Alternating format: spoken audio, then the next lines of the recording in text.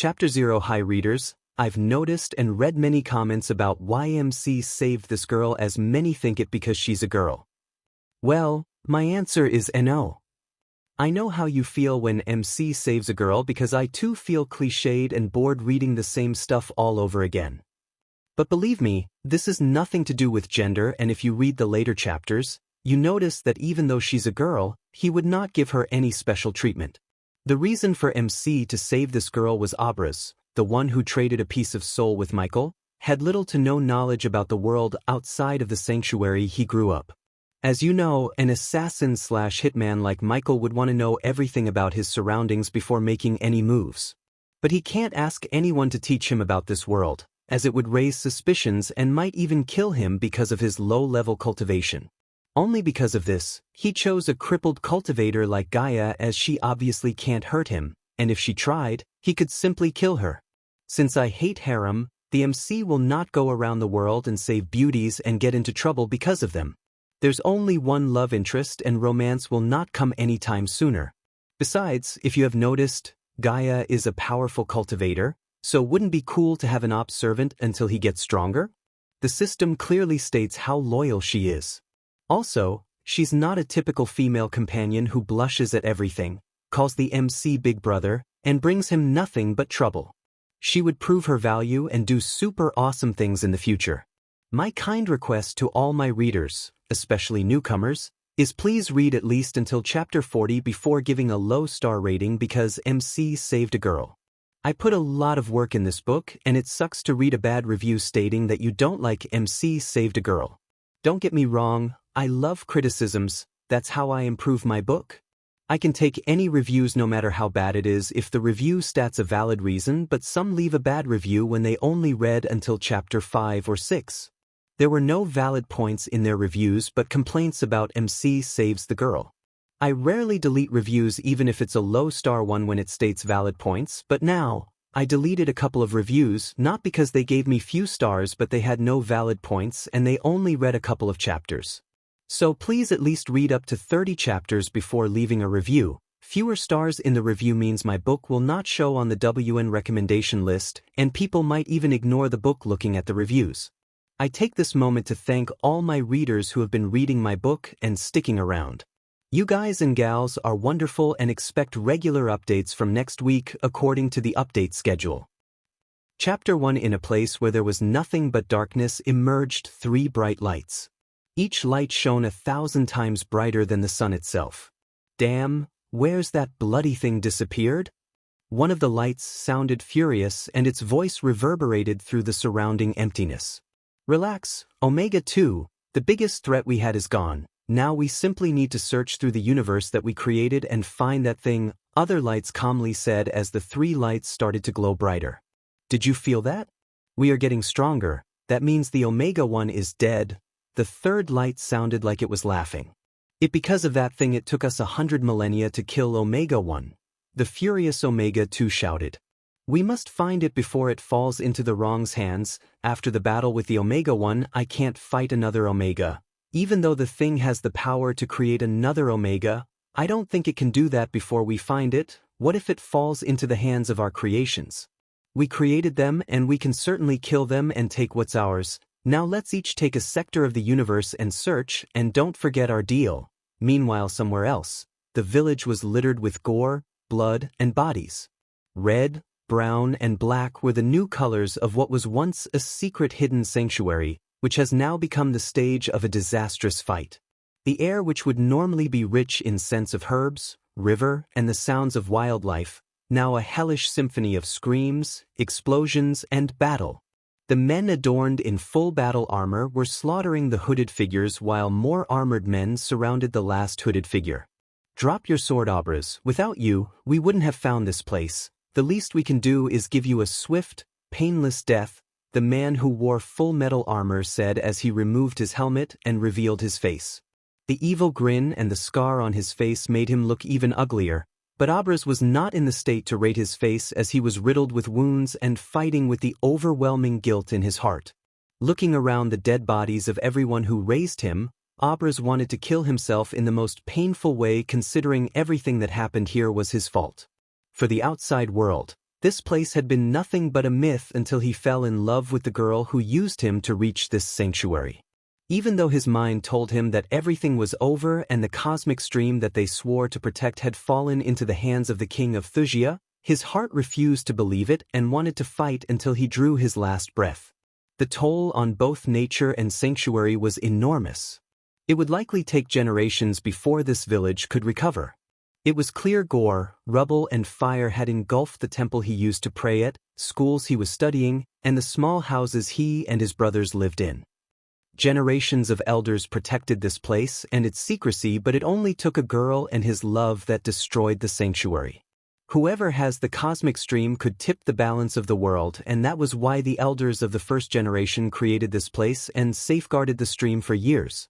But now, there were no more elders, and he was the only protector standing alive. "Come on, kid, drop your sword, don't make this hard," and Abras shouted and dashed towards the general with his last bit of strength. So be it, Booth would have had a hard time defeating Abras if he was at his peak, but now, Abras was injured and lost his hope. Still, Booth was surprised by the speed of Abras' movement as he barely evaded the sword pointed to his throat. Booth was glad that the princess seduced Abras to turn him into a disease carrier and weaken the elders.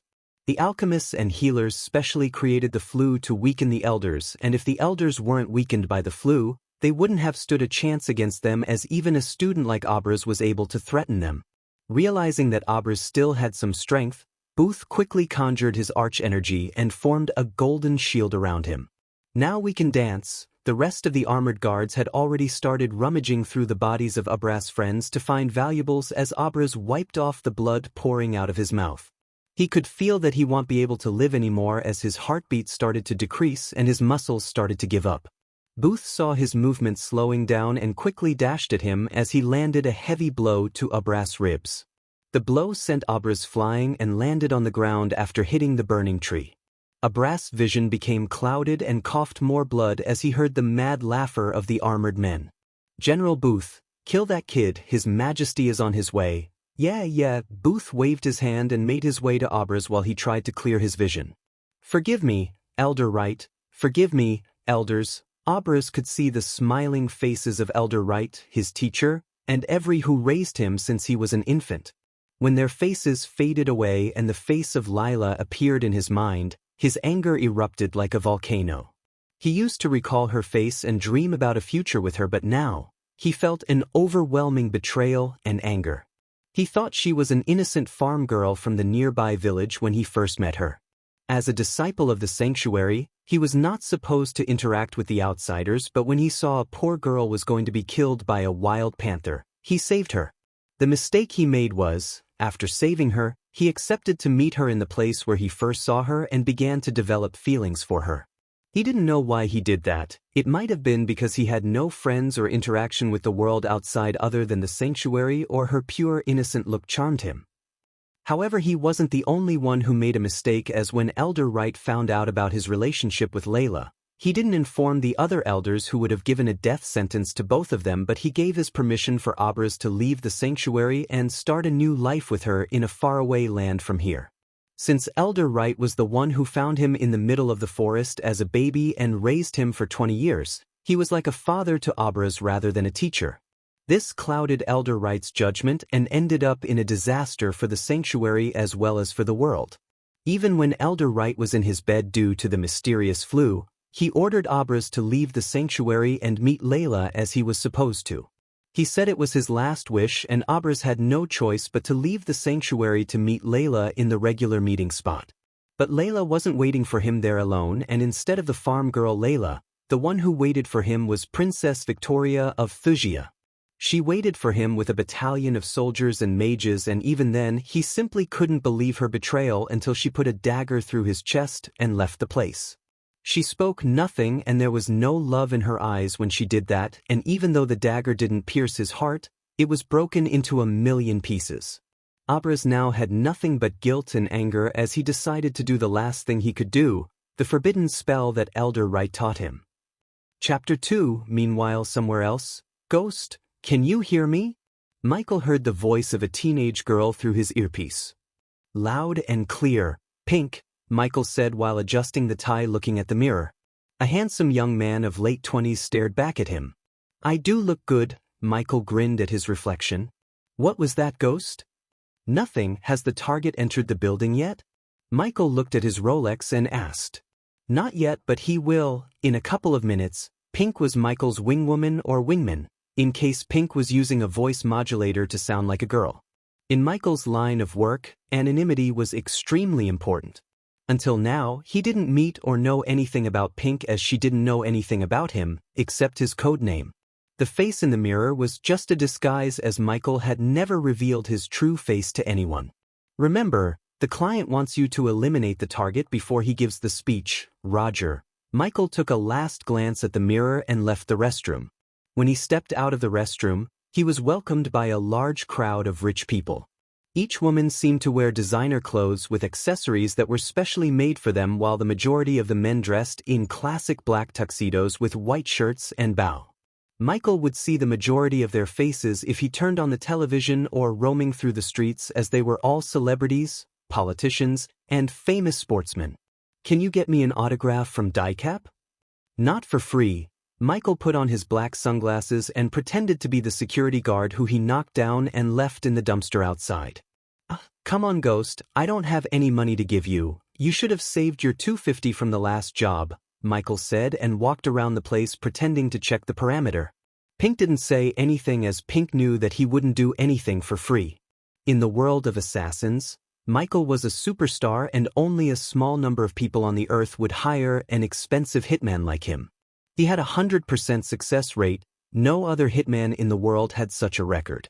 Only a few of the law forces knew about his existence, but they could only speculate, as he never left any evidence or anything to put a file on him. And the only person who could prove his existence was Pink, but if a wingman like her betrayed her partner, the dark world would put a bounty on her and she would end up dead. So a person with 160 IQ level wouldn't do anything stupid like betraying him. Target has entered the building, Pink said, and he noticed the special forces from various countries entering the hall.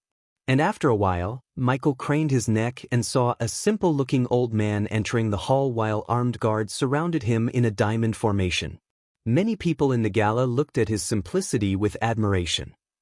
The target was a newly elected Prime Minister of Probra after he freed his people from the clutches of the previous leader of Probra, an evil dictator who had enough nuclear weapons to wipe out the entire human race from the face of the earth. The target had received various prizes and awards, including the Nobel Prize for his peaceful protest against the dictator. He was here to give a speech about ahimsa and world peace, and Michael was here to make sure the entire world see the demise of this man. However, while everyone was looking at him like he's the god of peace, Michael snickered inside because the face that he was showing to the outside world was as fake as Michael's face. Michael had his own moral ethic. No matter the payment, he wouldn't kill an innocent, and Libor Barnes was not an innocent. Everyone thought Libor Barnes as the father of the free nation Probra, but failed to question how he survived under the dictator while protesting under his nose against him. No matter how peaceful he protested, a dictator like Pavel would have killed him a long time ago, but Libor survived. Except the dark world, no one knew the real Libor. Pavel was the only dictator for the outside world, but the real mastermind behind him was none but Libor. His simplicity was just for show, as he was the richest man in the world, and he made his fortune by squeezing Probra and slave trading. Since no one could prove him guilty, some rich fold from somewhere was paying Michael to take him out. As far as Michael was concerned, he was getting paid to take out dirt like him for a sweet amount of $1 million. Tango 2, take my position. Lou break. Don took out the walkie-talkie and said, "Copy that, Tango 1, on my way." Someone spoke through the walkie-talkie, but the walkie-talkie was already in the flower vase. Michael had done more hard assassinations than this one, and compared to some of his hits, this was like a cakewalk to him. The reason for his perfect 100% success rate came from his extremely careful preparation. He would only take 1 or 2 jobs per year, as he would take at least 6 months to prepare and plan his hit. If a typical hitman had a plan A and B, Michael had plans from letter A to Z, and normally he would go for the simple plan rather than the complex one. "I will reach my position in 100 seconds, Michael informed Pink and opened the staff-only door. "Roger that. No signs of people around the area. The guards and securities were busy checking out the hot actresses and didn't notice him a bit. The staff-only room was just there for the securities to keep the belonging in the lockers and change their clothes after work. Fifth locker. There was a row of gym lockers before him as he looked at the fifth locker from the right and walked towards it. Is it in there? Pink's curious voice rang in his ears. No. Michael didn't open the locker but jumped on the locker and slid the ceiling above him as it opened like a door. Only the engineer who designed this 5-star hotel and a few workers who knew about this until Michael hacked his computer and stole the original blueprints during the engineer's visit to Tahiti with his family. The engineer had no idea that Michael was the one who manipulated the travel agency data and selected him for the free trip program to Tahiti. Damn, I hope these rats did not eat it. Michael climbed the ceiling and closed the entrance but frowned when he saw the rats running through the vent before him. Eat what? Tell you later. How's the parade going? Michael whispered and crawled through the vent without making any noise. Now they are crossing the 5th Avenue, 5 minutes till they reach your place. Roger that. Going radio silence. Catch you in the next job. That much confidence, huh? Alrighty, see you later, Ghost. Pink disconnected the line while Michael set a 3-minute timer in his watch. And after crawling through the vent for exactly 1 minute, Michael saw the familiar black bag that he left in the vent 3 months ago. Reaching the black bag, he brushed away the dust and slowly opened the zip to reveal the Kel-Tec RFB sniper rifle with a thermal scope. However, the sniper wasn't made of metal and regular parts, but this rifle was custom made for him using nothing but plastic, so when the security firms scanned the place with metal detectors and everything, they couldn't find it. Since it was made of plastic, the rifle could only fire 1 bullet because the heat produced by firing the bullet would melt and damage the rifle and render it useless. The bullet was made of a special type of plastic that could penetrate through the steel without making a noise. This rifle and bullet alone cost him 200 grand. And besides the cost, he had only 1 shot to take out Libor, and if he missed the shot, there wouldn't be a chance like this again and his reputation would be tainted. For minutes more, Michael turned on the thermal scope and aimed at the center of the hall where Libor would start his speech. Long live the free nation of Probra. Michael heard Libor's voice through the speakers in the hall and aimed his cross-air at the head of the red figure in his thermal scope. Diddle, diddle, we are so little. The moment he said the word little, he pulled the trigger, and boom, a sound like a watermelon exploded echoed through the hall. However, before even he could let a proud grin after his excellent bullseye, his whole world around him turned white and he heard a sudden ding sound in his head. Ding, badass system activated. Chapter 3, What the hell? Michael was so confused and everywhere he turned, he could only see the color white like he was caged in a white box. What's happening? He slapped his face but he didn't feel any pain. Huh. He knew he should have felt something as he tried to slap himself again, but his palm went right through him. It can't be, just relax. Realizing something's very wrong, he took a deep breath and closed his eyes, and opened them again. But even then, nothing was changed. Am I dead? What was that voice I heard? He was trained to remain calm in any situation as panicking would only make things worse in his line of work. Yet, no matter how hard he tried to calm and make sense out of this citation, he simply couldn't. Am I drugged? No, my watch would have indicated if there were any unknown substances in my blood, as he said. He lifted his wrist to look at his watch, but his Rolex was nowhere to be found on his wrist, and in fact, he just realized that he was naked. This is serious. He couldn't help but frown looking at his bare naked body, and even though he was naked, he couldn't feel anything or physically touch his body. Closing his eyes again, he tried to concentrate on what just happened and the voice he had heard, just after he pulled the trigger. The system is looking for a body for the host. Please wait. Just as the message rang out, he could see a window pop up before him, as information could be seen scattered across the screen. Host, Michael Cultivation Level, Arch Sensing Stage, Level 1 Experience Points, 0/1000 Badass Points, 0 Current Skills, none Occupation, none Status, in Spectral Form Goals, none Notable Skills, above average in marksmanship and combat. How? What? There was no one alive on Earth that knew his real name, but the screen was clearly showing his name and he couldn't figure out what this information was floating before him. Am I transmigrated? But why am I still in this form? He never would have thought that he would say these things, but the novels he read on Earth made him. The system, points, the cultivation, it must be that he analyzed the situation calmly as he could, and he could tell that there's no other way to explain what's happening to him. Ding! The system has found a body for the host. As the ring sound appeared in his mind, the white background around him slowly started to fade away, and he found himself in what seemed to be a battle site. "Forgive me, Elder Wright, forgive me, elders." Michael tried to step back as he could when he saw a hooded figure crawling under his feet. Shit! He noticed a man in medieval knight armor walking towards him as he quickly looked for a weapon in instinct. But the man seemed not to notice him as his gaze was on the figure under Michael's feet. Relenus perficacy silicus fantidius vengii virtula. As an assassin, he had enhanced hearing, and he was able to tell that the hooded figure had said something in a foreign language. And just when he said these words, everything around him seemed to be paused as the flames, the wind, the man who was walking towards him, and everything was stopped like in the movies. "Hey, can you hear me?" Since only the hooded figure was moving, he shouted at him. But surprisingly, a small ball of light emerged out of the hooded figure and started to take the form of a human before him. And when Michael saw the youth who was standing before him, he was startled, and the youth also looked shocked. Michael felt like he was looking at himself from 9 years ago. The youth before him resembled his younger self. "Who are you?" Michael asked the youth before him, but the youth just shook his head. "There's no time to explain. I don't know whether you're the devil or not, but please take my remaining soul energy and avenge my people. Promise me." Michael could see an immense amount of sadness in the eyes of this youth when he asked him. The system suggests the host promise Abras. Finding a suitable body like this again would take 20 years. The system sounded like a warning as Abras stared at him for his answer. "It must be fate," Michael sighed. What were the chances of him meeting his younger self in a circumstance like this, and not to mention he seemed to have a system like in the novels? "I promise." Michael reached his hand out towards Abras as he didn't want to wait another 20 years in this form, and more than that, he couldn't say no to him.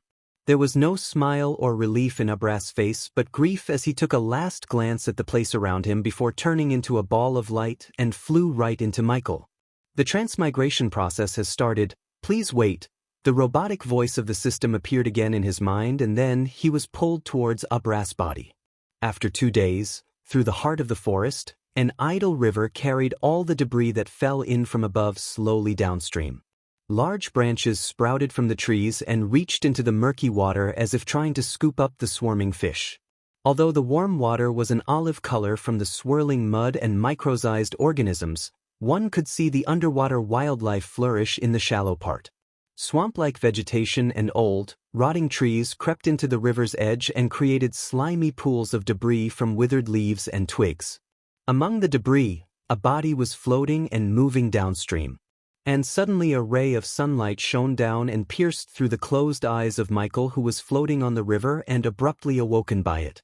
Opening his eyes, he realized he was floating on the river, and he quickly started to swim towards the shore before the river met a waterfall. Even though he only swam for a couple of minutes, he felt very tired and exhausted as he lay on the wet sand for a moment. But when he relaxed his body, he felt extreme pain in his mind as someone hitting his head with the hammer. He clutched his head in pain while a great number of memories, both foreign and familiar, flooded his mind. "Ah!" Michael couldn't hold back the anger and shout at the sky with all his might. He felt overwhelming guilt, anger, helplessness, and betrayal at the same time. These memories and feelings were so lifelike that they almost felt as if he had experienced them himself. In a short amount of time, he experienced the whole life of Abras. That bitch. After separating his own memories from those of belonging to Abras, Michael's face was full of anger. Transmigration completed. Host can now access the system. The familiar sound appeared in Michael's mind and drew his attention. Host has received a gift bag from the system. Do you wish to open it now? The time around him seemed to be stopped when the screen appeared before him. All right, let's see what I'm dealing with. Open the gift bag. Instantly, the page in his vision transformed into a golden box. The box opened as several beams of light streamed out before fading away. Congratulations, Host Michael, for obtaining the initial level experience pill. Using the pill would give 10,000 XP.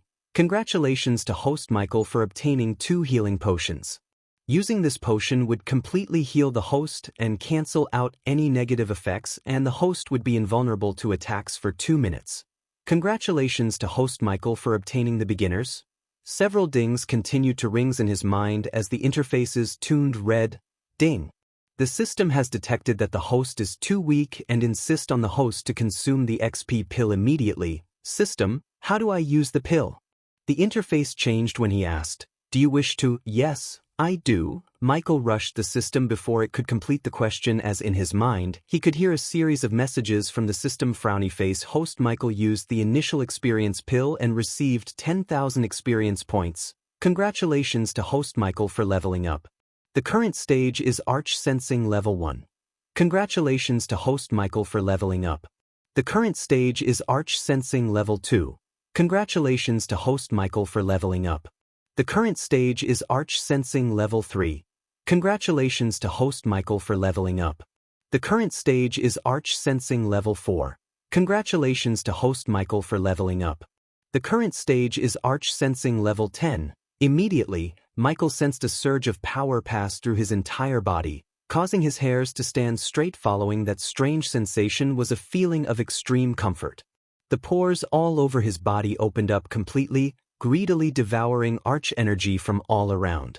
Congratulations to host for reaching the foundation stage level 1, and in a matter of seconds he could feel his body experiencing a tremendous change as his muscles became stronger and he felt strange energy around him.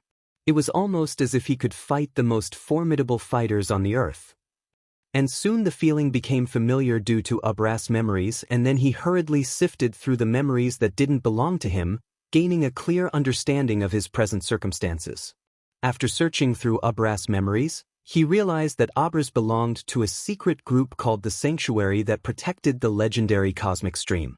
According to his memories, the water from the stream had purified arch energy and some kind of another energy that would boost someone's cultivation level by many folds, cure any illnesses, keep him young forever, and do many wonders as long as he or she keeps drinking the water from the stream. But unfortunately, Abras didn't have any contact with the outside world and had no useful information that could have made Michael's life so much easier in this world. Yet, that didn't discourage him even a bit, but put a wide grin on his face. Well, I have a system like in the novels, and unlike those fictional characters, I can dominate this world for real. Let's begin. Chapter 4. After crawling away from the river, Michael found a big tree and sat under it to familiarize himself with the system. Hey system, come up, he ordered in his mind as the interface popped up before him. He could see the tabs such as Host, Shop, Storage, Subordinates, and Upgrade. Michael looked left and right to see if anyone or anything was coming, but weirdly everything seemed paused. While you access the system, the time will be momentarily slowed down until the host quit the system. Wow, cool, his brows raised in surprise hearing the robotic voice. Open Host. The system opened the Host tab, and like in role-playing games, his naked body appeared before him along with his stats. Host, Michael cultivation level, Foundation stage, level 1 experience points, 4,000/20,000 badass points, 0 current skills, none occupation, none status, healthy goals, none notable skills, above average in marksmanship, proficient in close combat, proficient Abras skills merged with him, so he instantly learned everything that Abras learned in his lifetime. Let's see what's in the storage. The storage tab opened to reveal a couple of items lying before him, and when he concentrated, the details and attributes of the items appeared above them. The first item in his storage was a black tactical knife, as the knife appeared in his hand. Perfect balance and very sharp. He touched the knife's blade with his thumb and said, Name, Esod Seal Pup Elite Blade Length, 6, 75 inches total length, 12.00 inches total weight, 5, 40 ounces special trait, can penetrate the defense of anyone under body strengthening stage, level 6. System, list all these cultivation level in ascending order. The interface changed and a list of cultivation levels appeared before him. Arch sensing stage foundation stage body refining stage body strengthening stage core formation stage core strengthening stage soul refining stage fusion stage half immortal asterisk system needs to be upgraded to reveal the next levels at the end of the list. A red warning label appeared. Upgrade? What level are you now? How do I upgrade you? Current system version is 1.0. The system needs 10,000 badass points to be upgraded to version 2. 0-inch, let me guess, more functions and more shop items will be unlocked only if I upgrade you. Michael read enough novels in his free time to realize how the system might work. The host is correct. How do I earn these badass points? Is there a guide or how to list? Whenever the host acts badass, the system will reward you with badass points. Not to boast, but I'm a badass system, so it won't be hard. Michael proudly grinned and expected an answer from the system, but he didn't get one. He already checked the healing potions, so he moved to the next item, which was a blue gift box. Does the host want to open the box? No shit, Sherlock. Open it. With a flash of light, the box opened and a black dress appeared.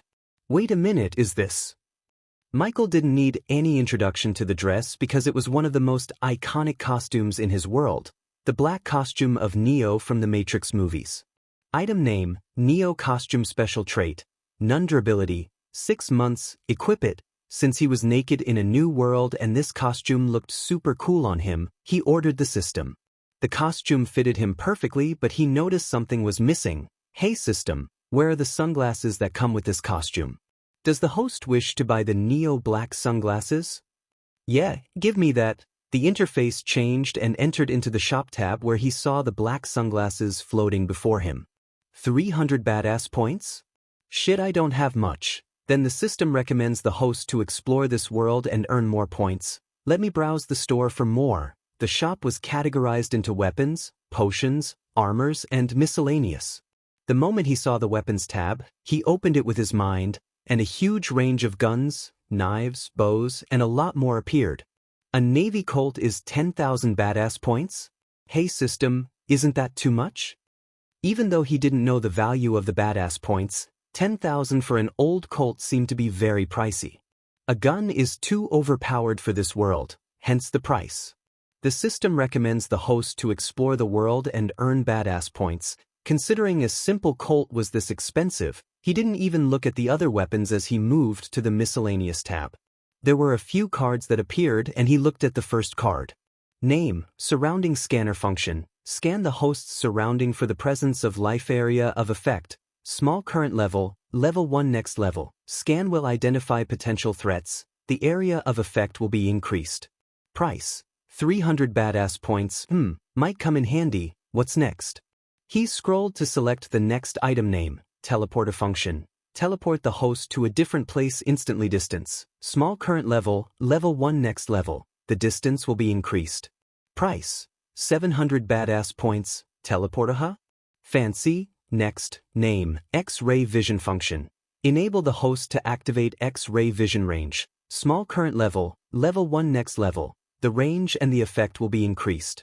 Price, 1,000 badass points. Useful, but not that important. After this card, the system required to be upgraded to view more cards, and after fiddling around the system for a few more minutes, Michael closed the system and stood up to start his adventure in this world. I miss that sunglass. Tying his hair in a ponytail, Michael started to follow the river as Bear Grylls told in the channels. Okay, first, I need to find a city or village and gather more intel about this world. Then I should look for a way to earn more money, and speaking of money, hey system, can I convert badass points into gold coins or buy coins in a shop? The system needs to be upgraded to level 6 to unlock that feature. He heard the robotic voice and sighed.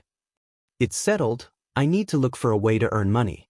I hope this world has hit contracts. After walking for 1 hour, the clouds started to become darker and the wind was blowing like it would uproot the trees any moment from now as purple lightning cut crazy zigzag into the dark sky. Storm, that's what I need now. Michael sighed and looked for a house or anything that looks like a shelter, but he couldn't find any. It seems I need to go into the forest to take shelter. Until now he avoided the dark forest and kept walking on the river shore. However, now he had no choice but to go into the forest before getting struck by lightning. The bare branches spiked into the sky. No sign of life was to be found anywhere. It was so dark he was barely able to see where he was going. There were only small sounds of rustling bushes and the howl of the wind. He didn't know what lay in this dark forest. All he knew was that it wasn't going to be a peaceful time walking into the forest.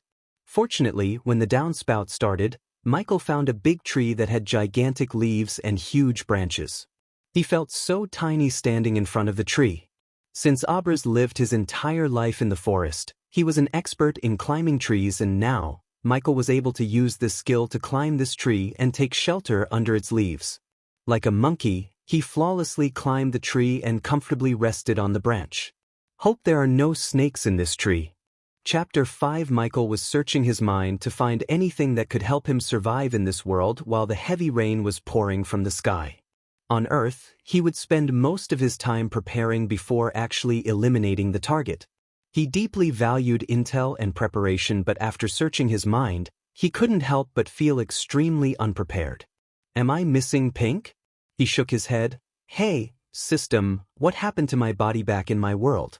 The host's body was disintegrated during the crossing over. Well, at least my reputation won't take a hit and those losers won't find me. Since his body was destroyed, the cops and the federal agents wouldn't find him and he would still remain as a myth, a ghost to them who had a 100% success rate in assassinations. While proudly grinning about his reputation, he suddenly heard footsteps and hissing sounds. He quickly checked the other branches near him to see if there's a snake nearby, but when he focused, he found that the sound of footsteps was coming from the ground. As he was searching for the source, he saw a group of 5 strange-looking creatures dragging something. If he saw these creatures on Earth, he would have been shocked beyond words and even slightly terrified, but because of Abraz's memory, he recognized these creatures. Snake and freaky, some of their upper bodies resembled the body of a snake, in particular, a cobra's, and their lower body seemed to be human. And 2 of them had the head and torso of a human but had the body of a snake as their lower part. Michael knitted his brows when he noticed the thing they were dragging was not an object but a girl who seemed to be in her late teens. Deitra, let's take a break here. I'm too tired to walk in this damn rain, one of the snake men complained and stopped his group. He's right, we are walking 2 days straight without any break. But we still have a long way to the Nagaland. We can't afford to lose her again. The queen will skin us alive if we did, the one with a cobra head hissed, but the others chuckled looking at the girl. Look at her, Deitra. The elders crippled her cultivation and now she's harmless as a butterfly. Besides, how can she escape with ropes tied around her limbs? And she can't turn into her true form anymore. Michael looked closer at the girl and found a small glimmer of snakeskin on her neck and realized that she wasn't a human but one of them. 3 body refining stage level 7, 1 level 8 and level 10, normally killing them with his level of cultivation would be an impossible feat. However, the system gave him the perfect tool to kill them if he could catch them by surprise and kill them silently one by one without alerting the others. But before that, he decided to open the system and browse the subordinate tab. At the moment, the interface was empty and on the corner, the system showed him the maximum number of subordinates he could have. 3.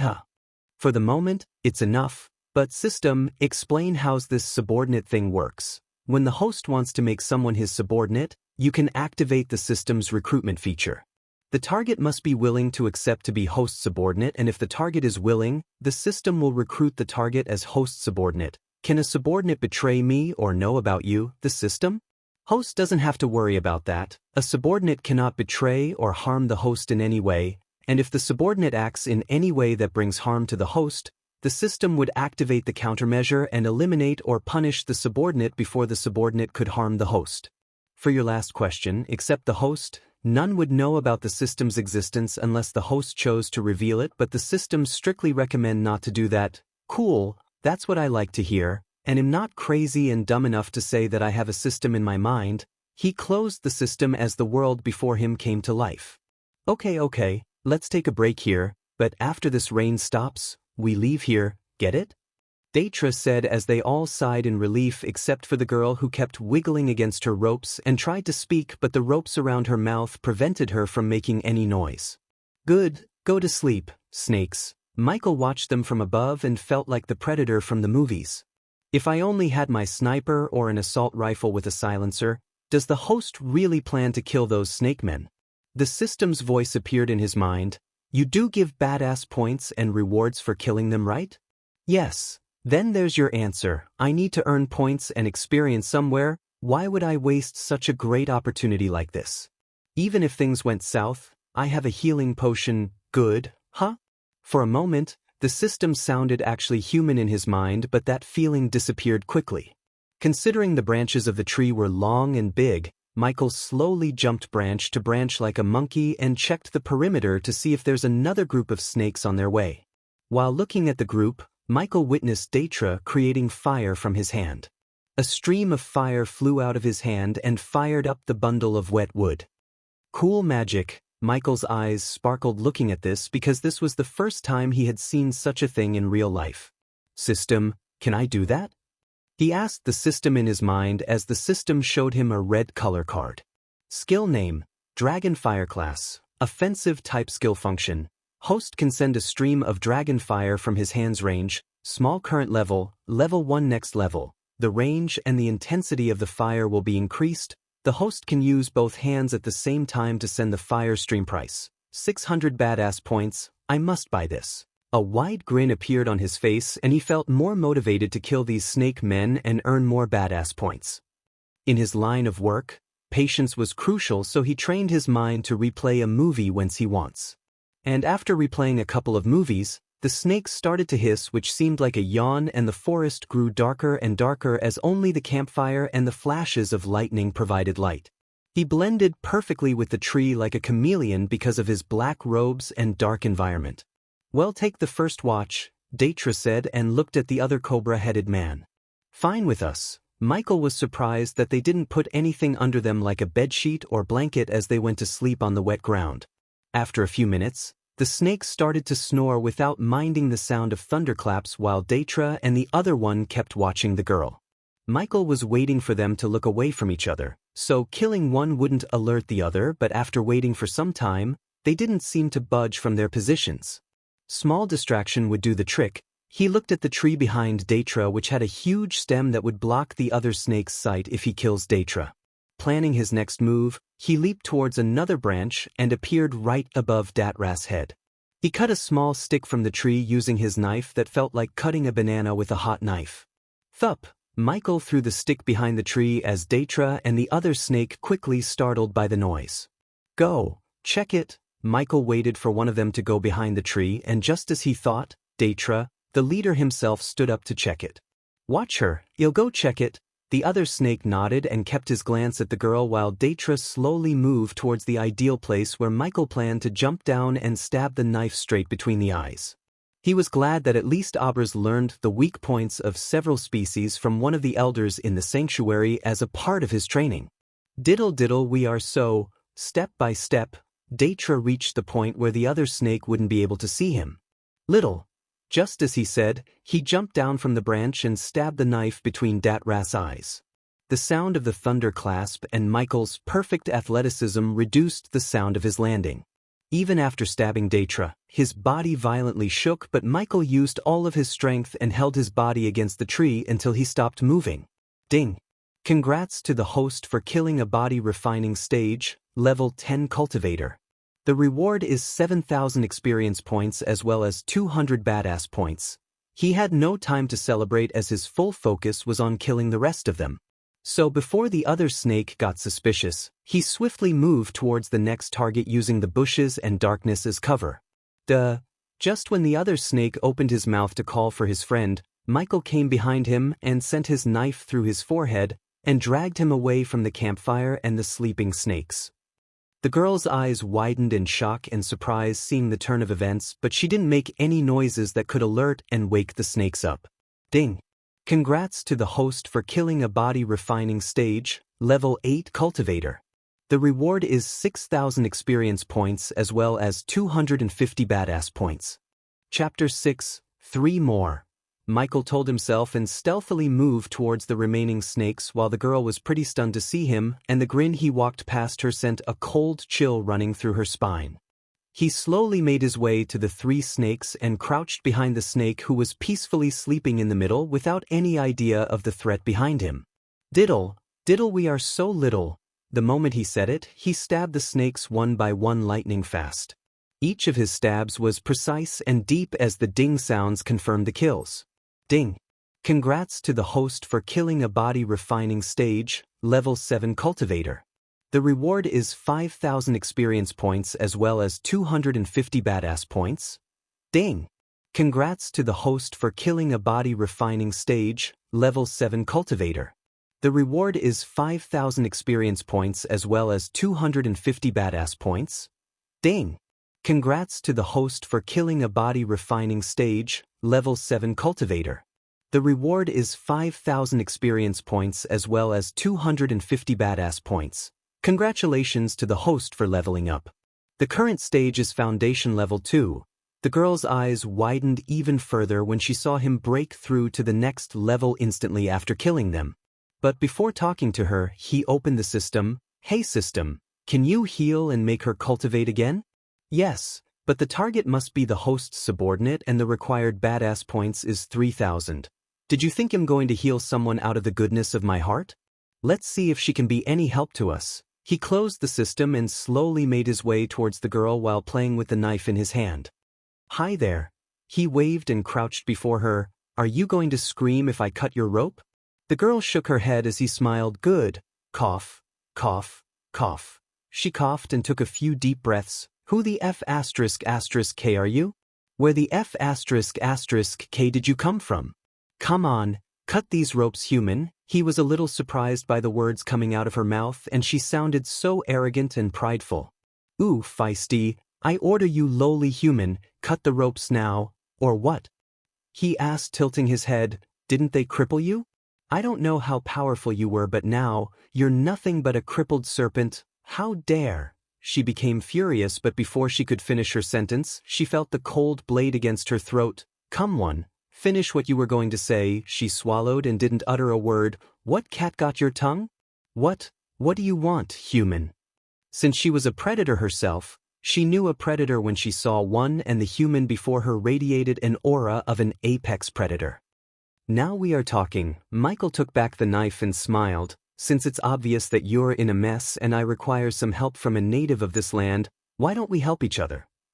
Humph, the girl snickered. If you can kill a core-strengthening cultivator, I will gladly help you, but look at you, you are just at a foundation level, that bitch's maid is stronger than you. I'm not planning to be at foundation level for a long time, and even if I can kill that bitch, he air quoted the word bitch and continued, I won't do it for free, but what I am offering to you is, if you accept to be my subordinate, I can heal your crippled cultivation when I get stronger. She was taken back by surprise for a moment, but in a few seconds, she started to laugh like a maniac. You think I fall for that crap? No one can heal a crippled cultivation human. There was a slight sadness mixed in her voice when she said. Hearing her, he opened up the system. Hey system, can you have anything that could make her believe that I can heal her? A small white pill appeared in front of him. Basic tier revitalizing pill. The pill can partially heal the cultivation crippleness of the target. How much? He knew that the system wouldn't give this pill for free as he needed to buy this using his badass points, 50 badass points. If host buy 100 pill bottle, the system can make an offer of 4,000 points. Geez, you sound like a cheap agent. Give me one. He growled and bought a pill from the system shop. Crap, huh? The girl saw a white pill appearing in his hand. What is the before she could ask? He put the pill into her mouth and forced her to swallow the pill. And just as she was struggling, her surge of energy appeared in her body and her eyes widened in shock. I can feel the arch energy again. A wide grin appeared on her face, but her grin froze on her face when the effects disappeared. What the miraculous pill did you give me? Do you have more? Come on, give it to me? Give it to me. She moved closer, too close that he could even smell a tint of jasmine scent coming out of her hair. Whoa, easy there, tiger. It's only a sample. Agree to be my subordinate and help me get stronger, then I will give you more. What do you mean by a subordinate? I'd rather be dead than be someone's slave. Her face turned very serious as he shook his head. Who said anything about being a slave? You just be my assistant. Do you know what an assistant is?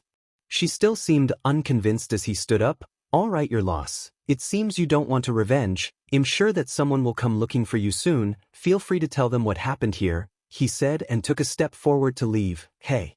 Wait. He halted his step when he heard her shout and turned back. I can accept to be your subordinate, but I won't sign any contract. System, does she need to sign a contract to be subordinate? No, the system only needs to say yes to be the host's subordinate willingly. She didn't know why he was suddenly smiling. No contract. Just say the word yes. Are you willing to be my subordinate? She was snickering inside, planning to rob him in his sleep, but didn't show her true feeling on her face. Yes, I am willing to be your subordinate. Does the host wish to accept Gaia as a subordinate? Gaia? Nice name. Yes, I do, system. Yes, I do. In a few seconds, Gaia's figure appeared before him alongside her stats, which were nothing but 0 at the moment due to her current state. But what stat surprised him was the loyalty stat subordinate. Gaia cultivation level, none race, demi-human Naga race current skills, none status, currently crippled loyalty towards the host, 0 inch. Why am I not surprised? And just as he was looking at her stats, a new window popped up. Does the host wish to eliminate or punish the subordinate in case they try to harm the host? For the moment, set it to punish. I think I'll see her getting punished very soon. With a smile, he exited the system and went to cut her ropes. Do you know the way to the nearest village or town? He asked while slashing the ropes. Yeah, if we travel to the north, we'll reach the port town. She pulled herself up after he cut her ropes. All right, now take anything that fetches us some coins. You want me to loot the corpses? She frowned and looked disgusted. Do you have any coins? No. Then yes, I want you to loot the corpse. Come on, move your ass, girl. She furiously rolled her eyes and deeply exhaled. I'll make this bastard pay for this. Just wait, you lowly human, she thought to herself, and walked towards the dead snakes to take their poison core, which could be sold in the adventurers' guilds. After collecting their poison cores, the two of them started to walk north. So are you going to tell me your name? Or do I have to call you human every time? Since this was going to be a long journey, she wanted to pass the time by making a conversation with him. You can call me Ghost. Who the F***K would call himself Ghost? The F***K who's called Gaia? Ding! Congratulations to the host for successfully being a badass. The reward is 50 badass points. I can earn points by being myself? Cool. He was proudly grinning while Gaia stopped walking and looked alarmed. How? How did you know my name? I didn't say my name. I have my ways. Now keep walking. I don't want to spend my night in this forest. Chapter 7. Gaia seemed like she knew the layout of the forest like the back of her hand. After a few hours of following her, Michael stepped out of the forest and finally saw some man-made structures for the first time in this world. Human, I can only accompany you this far? Suddenly Gaia stopped walking when they saw the huge city walls and a few guards in front of the gates. Since the rain was still pouring, there was no one around them. But these lowly humans are in a war with Nagas. If they see me, they'll report me to those F***king guards and throw me in jail. She said this but looked like she has some alternative way to this situation. I know you have a plan for this situation, Gaia. Spit it out, she grinned. You have some brains for a human after all. I can merge with you using a special spell I know. System, what is she talking about? The host can buy the firewall protection from the shop to protect himself from any items to hijack the host's body or mind. At this point, he wasn't surprised to hear the system trying to get himself to spend badass points. How much? 200 badass points, and the system will protect the system for a year. Like a virus guard, huh? Alright, buy and use it. A golden layer appeared around his body on the interface as he felt a warm feeling in his body. Protective shield activated. With a relieved sigh, he exited the system and looked to see what she's planning. Oh, special spell, huh? Are there any side effects? Of course there are no side effects. Human, just give me your hand. Her acting skills were so good, as she said with a sincere look on her face. He held out his right hand while Gaia closed her eyes and chanted something under her breath. And in a few seconds, she transformed herself into a little white snake and coiled around his wrist. Then he pulled up his sleeve and saw a tattoo of a snake on his wrist. Cool. He started to feel the tattoo by touching it. Take your hands away from me, human. Huh? You can talk. The tattoo didn't move, but he heard Gaia's voice crystal clear in his mind. Yes, I can talk and see what you see and hear what you hear. Well, I hope you close your eyes when I change before the mirror, hee hee. Perv, she growled as he chuckled and walked towards the city gate to enter the town. What's this town's name? The humans call this place the River Town, but I call this a shithole. Don't get me into trouble talking like this, or you'll pay for it. No one will hear me except you human. It was obvious that she didn't like to be threatened by hearing the irritation in her voice as he reached the city gates. There were only 2 guards playing some kind of dice game inside their little hut, and when they noticed him approaching, the guards came out. Hold there, what's your purpose for coming to the River Town? To end your pathetic lives, shitheads, Gaia said, and it was fortunate that they couldn't hear her. To stay the night and look for a job, sir. He was furious that even these guards were at the Foundation level 7 and stronger than him. Another adventurer, why am I not surprised? The guard sighed and signaled the guard to open the gates. Go on, kid, stay out of trouble. The guard returned to his game while Michael nodded politely and entered the town. River Town looked majestic with its elmwood rooftops, limestone walls, and aromatic flowers. This town resembled the medieval fantasy towns that he had seen in the movies, but it looked more beautiful in real life than in the movies. The main attraction was the tall building at the center of the town, which seemed to be built using marble stones with beautiful architecture that slightly matched the architecture of the White House. Why are you looking at the Adventurer Guild like it's a big deal? Compared to my palace, it's just a shithole. What do you do in the palace? Clean it? He chuckled. Clean it? I am a princess, you asshole. Well, I was until that bitch. Wait, why am I telling you this? Let's just go sell these poison core and earn some money. While walking towards the guild, he noticed a tavern that seemed to be the most crowded place in the town. And the sweet aroma of hot-baked loaves of bread and something else made his stomach growl. As he reached the guild, he saw a few groups of humans gathered before the guild and discussing. They stared at him for a few seconds and then snickered and turned away. Look at their arrogant faces. These shitholes are only body refining stage but acts like immortals, amateurs. Just ignore them. In his previous life, he met his fair share of amateurs who would act proud and arrogant after completing one hit. Because of their arrogance, they often ended up behind the bars, but the reason for the ghost's success, he never let the pride and ego reach his head. When he walked through the front door, his clothes and body were dried up by a hot wave as he felt warm and pleasant. The inside pretty much resembled a 5-star hotel, and he couldn't believe such a fancy place exists in a small town like this. Just like the hotel, the first thing he saw was the receptionist who was busy dealing with the other adventurers.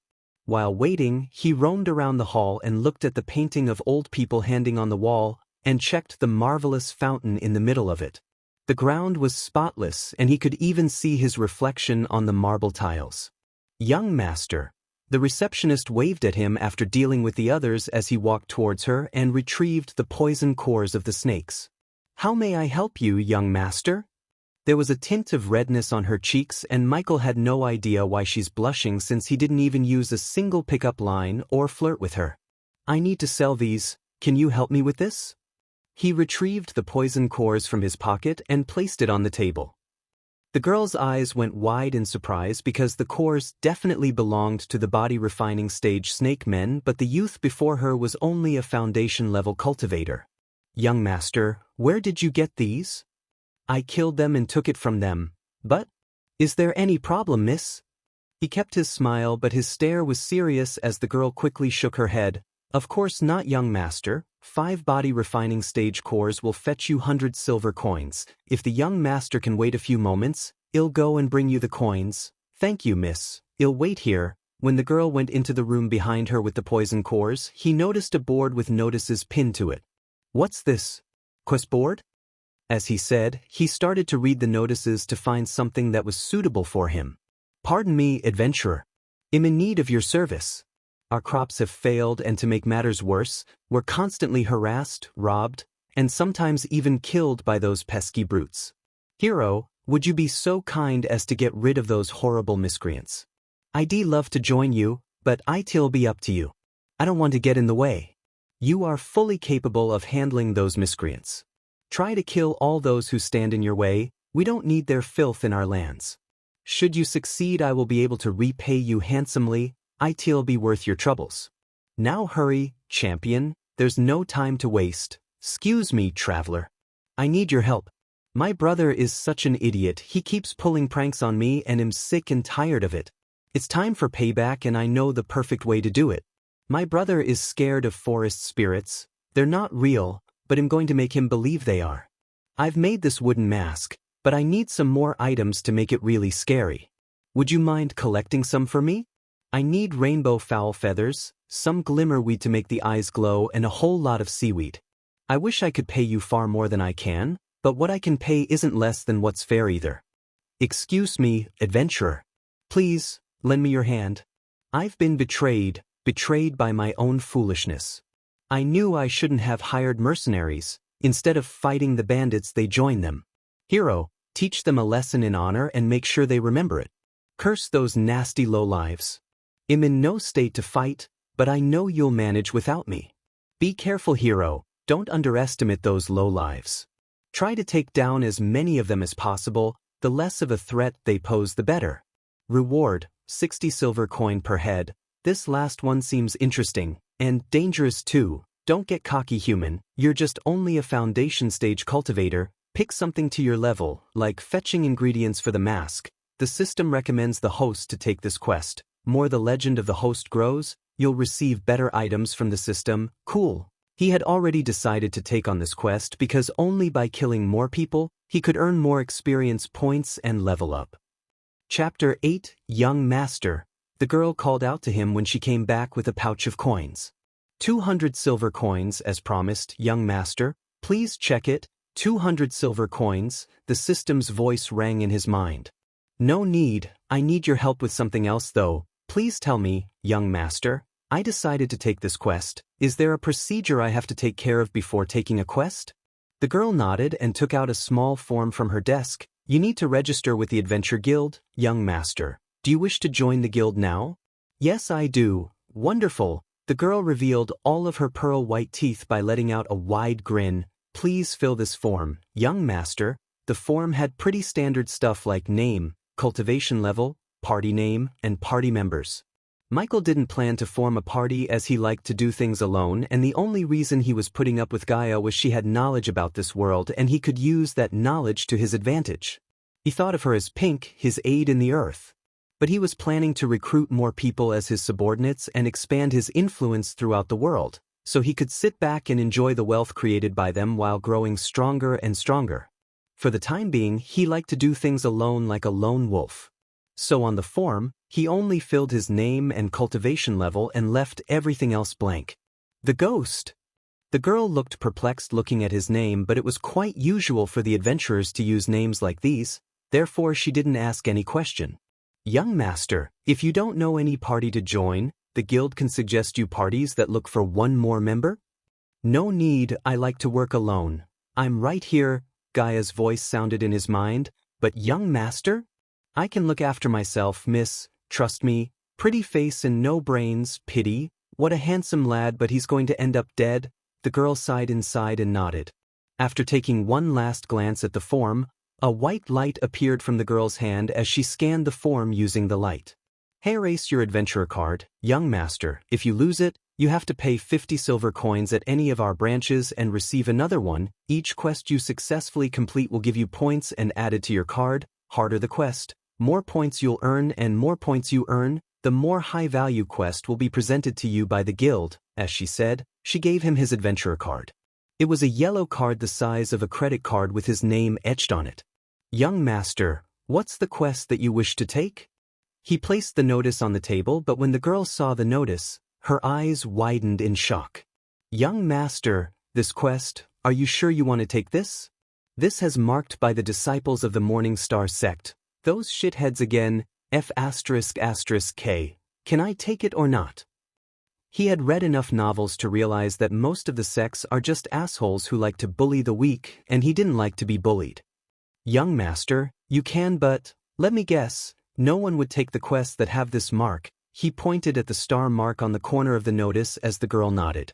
I'm taking this. If they have any problem with that, they can find me. Ding. Congratulations to the host for successfully being a badass. The reward is 50 badass points and a teleportation scroll. You shouldn't have done that, human. He didn't mind Gaia as he put the card and the pouch in his pocket and left the guild, leaving everyone who heard he was taking the Morning Star's quest stunned.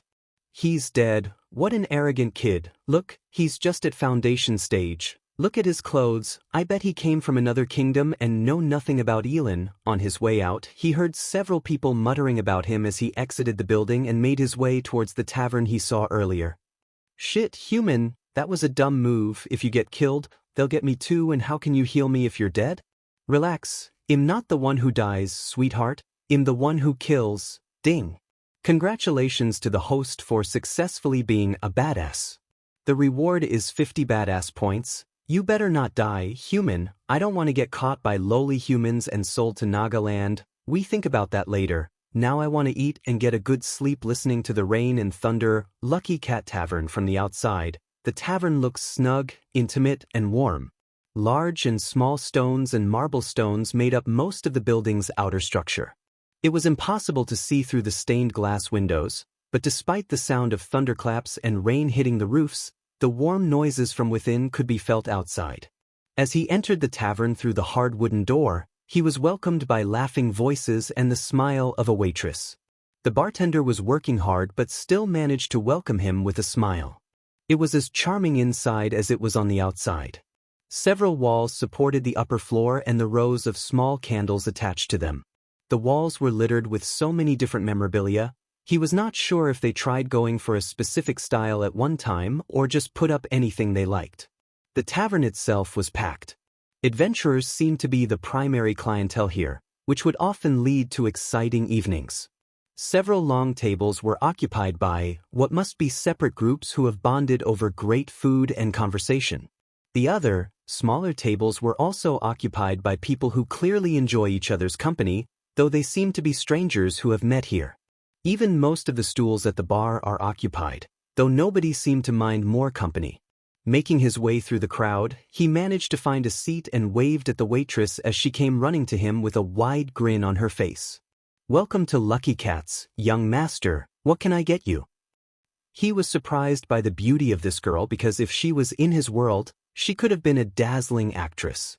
She had the perfect figure and golden blonde hair to complement her rosy cheek and fairness. But she seemed like the person who gets harassed by these adventures and strangers, so he didn't say anything about her beauty and hit on her. "What's on the menu?" Pan-fried lemon yak, smoked beets, and lemon mammoth tenderized rice and fish, and finally today's special poached creamy mutton. He had never heard of these dishes and couldn't wait to try, especially the special. "Give me a special. That be 10 silver. What do you want to drink?"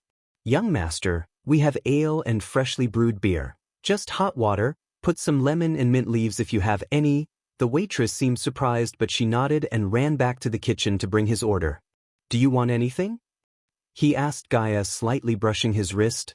"Humph, how could I eat in a place like this?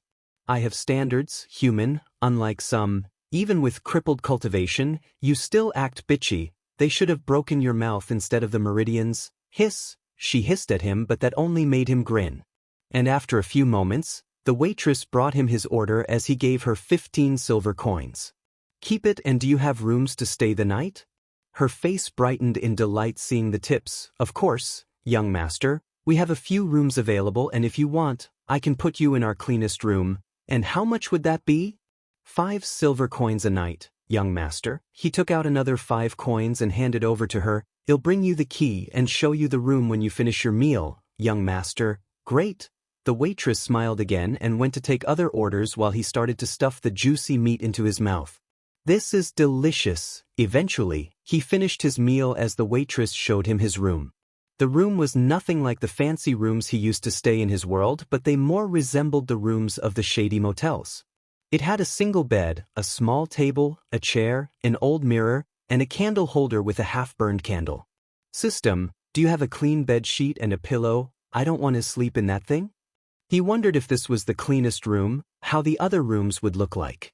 The bedsheet looked ancient and the various stains on it were enough to make him spend his precious badass points. 5 badass points? Yeah, he'll buy it. When he exited the system, he had a new thick silk bedsheet and a new fluffy cotton pillow in his hand. After throwing away the old bedsheet and putting his new one as well as removing his boots, he jumped onto the bed. Chapter 9, System. Show me the items in the storage. The system's interface appeared as a couple of items were floating before him. What's this? He zoomed the first item in the line, which was a delicately made black arm bracer. Name, Mark III Grappling Hook Durability. Lifetime class. Rare. He reached out his arm and put his arm into the holographic image of the bracer. System, equip this. The black bracer adjusted its size to fit his arm while the system sent information about how to use the bracer to his mind, and in a mere moment, he became familiar with the grappling hook. I can't wait to try this bad boy tomorrow. He pulled his sleeve down and looked around his arm with a grin. After the grappling hook, there were 2 legendary class long-range teleportation scrolls in the storage, but even though they were legendary class items, what excited him most was the XP pill. The system showed him that he received the pill as a reward for recruiting his first subordinate. System, use it, use it. He rubbed his hand and prepared to level up as the ding sound appeared. Host Michael used the second level experience pill and received 113,000 experience points. Congratulations to Host Michael for leveling up. The current stage is Foundation Stage Level 3. Congratulations to Host Michael for leveling up. The current stage is Foundation Stage Level 4. Congratulations to Host Michael for leveling up. The current stage is Foundation Stage Level 5. Congratulations to Host Michael for leveling up. The current stage is Foundation Stage Level 6. Congratulations to Host Michael for leveling up. The current stage is Foundation Stage Level 7. Not bad at all. I reached this level in just a day. If I continue like this, it'll be like the OP anime MCS. The system suggests the host go out and explore the world, then expect the system to give freebies. Damn you, system. I said I'll do that. Just let me have my moment. He cursed the system and opened the shop menu to buy some skills. There were 3 skills that he could buy at the moment with his 1100 badass points, and he listed them in front of his eyes.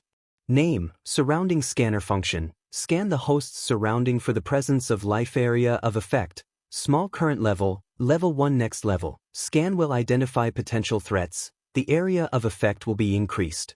Price, 300 badass points. Name, teleporter function. Teleport the host to a different place instantly. Distance, small current level, level 1 next level. The distance will be increased.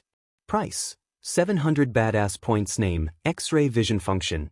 Enable the host to activate X-ray vision range. Small current level, level 1 next level. The range and the effect will be increased. Price, 1,000 badass points. I don't need the X-ray vision, at least not yet, but both the teleporter and the scanner could come in handy. I shouldn't buy both in case I need points to buy other stuff. He kept looking at the teleporter and the scanner without being able to choose one, and after thinking about his quest, he decided to buy the scanner. System, I'll take the scanner. Ding! The host has successfully acquired the level 1 surrounding scanner. He experienced mild pain in his head, and then he could sense the presence of lives around him for a small radius of distance. He was able to pinpoint the exact locations of people in the inn and track their movements with his mind, and although he couldn't explain the feeling, it felt like a 7th sense. Cool, now I don't have to worry about surprise attacks. System, show me my stats. Host, Michael cultivation level. Foundation stage, level 7 experience points, 0/25,000 badass points, 800 current skills, none passive abilities, environment scanning occupation, adventure status, healthy goals, none subordinates, Gaia, loyalty level 2%, notable skills, above average in marksmanship, proficient in close combat, 800 points remaining. System, show me the magic spells you have. I must buy something before going. For the next quest, spell name, Felenergo effect. Envelope the caster's weapon with a fiery energy upgradable, no cost, 200 badass points. Cool, but I need to buy a spell. Offensive spells will be better. He waved his hand and looked at the next spell. Spell name, Ariris effect. Creates a barrier of frosty energy. Upgradable, no cost, 200 badass points. Not upgradable, nah. Spell name, Incentinis effect. Summons a magical guardian spirit. Upgradable, no cost, 400 badass points, 400 for a non-upgradable spell, not a chance. Spell name, Silenio's effect. Creates several bolts of frosty energy. Upgradable, yes, cost, 250 badass points. Frosty energy. Rubbing his chin, he moved to the next spell and the next one immediately put a wide, excited grin on his face. Spell name, Ignition Effect, creates several bolts of lightning upgradable, yes cost, 300 badass points system. Why didn't you show me this first? The system knew the host would favor this spell, but the system wanted to make the host take a look at the other spells too before the host make a decision. The last spell, the lightning bolts would come from my hand, right? I don't want a spell that sends out bolts of lightning from my butt. I can't even imagine that. Yes, from hand, host. He noticed the system sounds different, like it was annoyed by his question. Alright, take my points and give me that spell. Ding, the host has successfully acquired the level 1 Ignition. Again, like before, a mild pain appeared in the head as the system imprinted the spell's workings in his brain. Learning the spell, he conjured the arch energy and created a few tiny bolts of lightning with his finger as his eyes sparkled in excitement and joy. So, he could tell that the more arch energy he uses, the more powerful the bolt would be. Let's take a look at the adventurer card. He retrieved the golden card from his pocket as a holographic image appeared from the card and showed him which seemed to be the map of this kingdom. On the map, a small area was marked by a red circle and this might be the location of the quest. I should rest a few hours and go there in the night. As he said, he closed the system and laid on the bed to get a good sleep before going after the bandits and the mercenaries. It's a shame to stain this bedsheet with his blood, but where did he get these? Gaia transformed from a tiny white snake into her human form and menacingly staring at Michael, who was peacefully sleeping. Do you want this princess to be your assistant? I'll assist you by ending your pathetic human life. She slowly took the candle holder and licked the metal to coat it with her poison. Huh. Suddenly she noticed a slight smile on his face and stopped moving. He must be having some happy dreams. How cute! With an evil grin on her face, she sneaked towards him holding the candle holder in her hand. If I can take that miraculous pill, I can ask Seema to recreate the pill and then I will kill that bitch myself, she said to herself and raised the candle holder to stab him in the heart, but when she tried to stab him, her hands froze in the air as her body refused to move. What the F*** K? And then her whole body was thrown into the wall and created a big thumping sound when she hit the wall. Hey, we are trying to sleep here. Someone from the next room shouted as Gaia was clenching her gut and rolled on the ground in excruciating pain. The pain was like her organs were pierced by millions of needles, and the worst part was she couldn't open her mouth to scream. Well, look at this. Gaia heard Michael's voice and slowly looked up to see him grinning like the devil himself. Didn't I say that I'm not the one who dies? He could tell that she was in extreme pain, but he didn't stop the system as he wanted her to experience the pain so she wouldn't try anything stupid like this again. The moment she left his body and thought about harming him, the system alerted him in his sleep but paused the system for a moment and let her think she could kill him. Is this how you repay me? It seems like I have to kill you. Gaia saw the black knife appear in his hand as she tried to crawl away from him. I hope you have a good poison core. I wasted my precious pill on you after all. Looking at his evil grin and the killing intent in his eyes made her shiver. No. Don't. The words barely escaped her mouth while he came to her and crouched before. Why shouldn't I kill you? You did try to kill me, he said as moving his knife's end on her face. Please, make it stop. Beg you. Little by little, she was losing her consciousness. What if you try to kill me again? I promise. I won't. I think I can give you a second chance, but if I find you do something stupid like this again, I make you feel 1,000 times worse than what you feel right now. Got it? She slowly nodded, and in a flash, the pain completely disappeared, but the terror she felt didn't. Chapter 10. How much farther? At the moment, Michael was walking through the mud road towards his quest. 2 miles. Her usual arrogant witty self was nowhere to be found as she was very silent during his journey. Someone's having a bad day. Come on, princess, say something. Leave me be, human. Normally she would sound arrogant, but now she sounded terrified. He thought he would like her to be silent, but after traveling in silence for a long time, he missed the witty and arrogant princess. However, he knew what would cheer her up. All right, your loss. I thought I should give you another pill or two. Really? Only if you stop acting like a crybaby. I can do that. Human, now give this princess the pills. Damn. He didn't expect she would change her mind so soon, but it made him smile. Let's finish the job on hand, shall we? After that, they'll give you 2 pills, deal? Deal, let's go and kill some maggots. That's my girl, and I am not. He laughed and rushed towards his goal before the drizzle could extinguish the torch in his arm. Eventually, Michael came before a crossroads and saw the red mark on the map was not far away from here. On the horizon, he noticed a small village, and near to the crossroad, the forest and thick trees made this area a perfect ambush place for the bandits who could target the traveling merchants and the villagers on their way back to their village from the river town. We should have come in the day, human. Now the bandits will be in their camp. Exactly, now they will be at their camps drinking or sleeping, which makes them vulnerable. Even if you kill a few of them silently, you won't be able to kill all of them like that. I have a plan, Gaia. Being said, he ventured into the forest where the bandits most likely set a camp, and after a few minutes walking into the forest, he sensed a group of 15 people 50 meters away from him. I need a vantage point. Let's see what this bad boy can do. He aimed his grappling hook at the branch above him, and like Batman, he took off from the ground and landed on the branch. Whoa, how did you? What is this thing? Where did you get it? Koha? It's called Mark III grappling hook. Stick with me, I show you more cool stuff. What's Mark III? Who named it?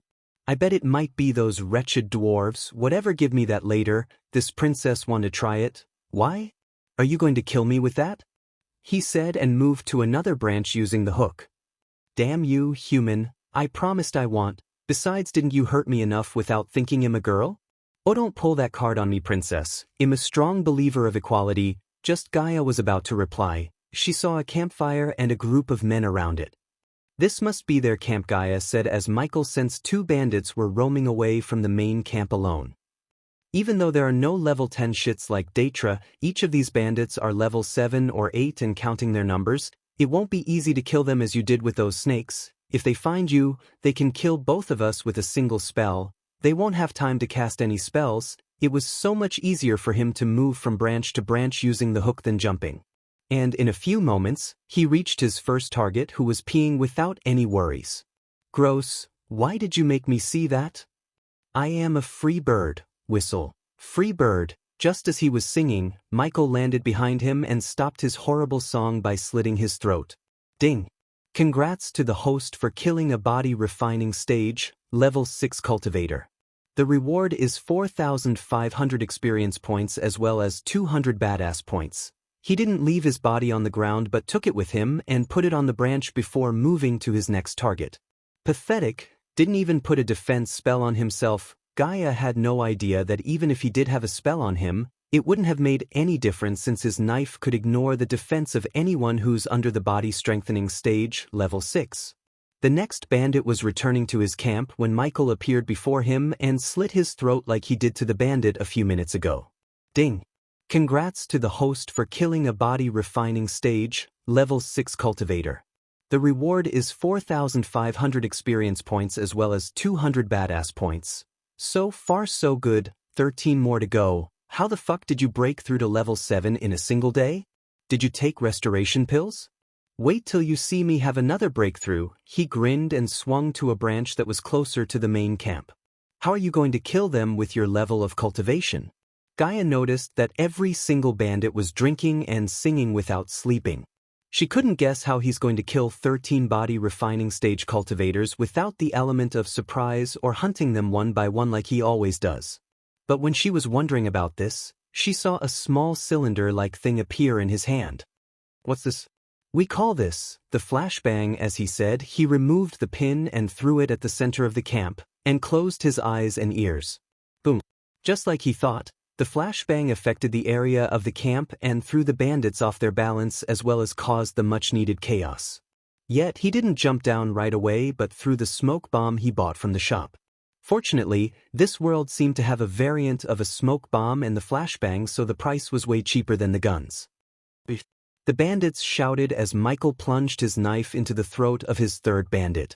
Because of his sensing skill, he didn't get affected by the smoke as he picked the bandits one by one with inhuman speed. Ding! Congrats to the host for killing a body refining stage, level 6 cultivator. The reward is 4,500 experience points as well as 200 badass points. Ding! Congrats to the host for killing a body refining stage, level 7 cultivator. The reward is 5,000 experience points as well as 200 badass points. Ding! Congrats to the host for killing a body refining stage, level 9 cultivator. The reward is 6,500 experience points as well as 200 badass points. Each time he swung his knife, a ding sound appeared in his mind and he was rewarded by the system. Just when the smoke cleared, the last voice in the camp was stopped by him and Gaia was dumbfounded looking at the bandits lying on the ground with their throats slit and a stab wound on their chests. In a few moments, he was able to do this? He had killed 13 experienced bandits in a few mere moments and they were all level body refining stage cultivators. How was this possible? This human was clearly a mere level 7 of the foundation stage. When she saw his reflection in the puddle of rainwater, a cold chill ran through her spine as he was bathed in water and resembled the ancient devils that she used to read about in the books. But what made her heart skip a beat was that he leveled up, again. Congratulations to host Michael for leveling up. The current stage is Foundation Stage Level 8. Congratulations to host Michael for leveling up. The current stage is Foundation Stage Level 9. Is he using some ancient evil cultivation technique? Why didn't you assholes have one more bandit? He kicked the dead body of a bandit in frustration because he could have reached level 10 if he had killed one more. He's dead, human. Instead of kicking him, take their badges as the proof of kill. Hearing Gaia's voice in his mind, he sighed and started to rip their badges. It was surprising to him that they all wore eagle-embodied badges on their chests. What kind of bandits wear badges? Be glad they wore badges, human, else you would have had to cut off their ears as the proof. Shit. After collecting the badges, he was able to gather another 600 silver coins from their cache and left the area without skulking around. I should take a bath. He was reeking the smell of blood and his black robes were now almost turned red. Gaia, is there any waterfall nearby? If you walk towards the east for 3 hours, there's a beautiful waterfall I used to travel with my maids. He giggled while turning and walking towards the east. Did I say something funny, human? No, I just thought you were going to say friends. Why is that? Do you think I don't have friends? I don't think. I know you don't have friends. Yes, I have many friends. Quickly name 3. He was waiting for her to speak again, but he only heard a sound from her. Thought so. Well, this princess doesn't need any friends, she rebuked and said, but he could sense a slight sadness in her voice, which was a big surprise to him considering her arrogant, prideful self. Chapter 11. After following Gaia's instruction for a few hours, the golden rays of sunlight appeared on the horizon. The sun rose like a flower opening, gifting its petals unto the world.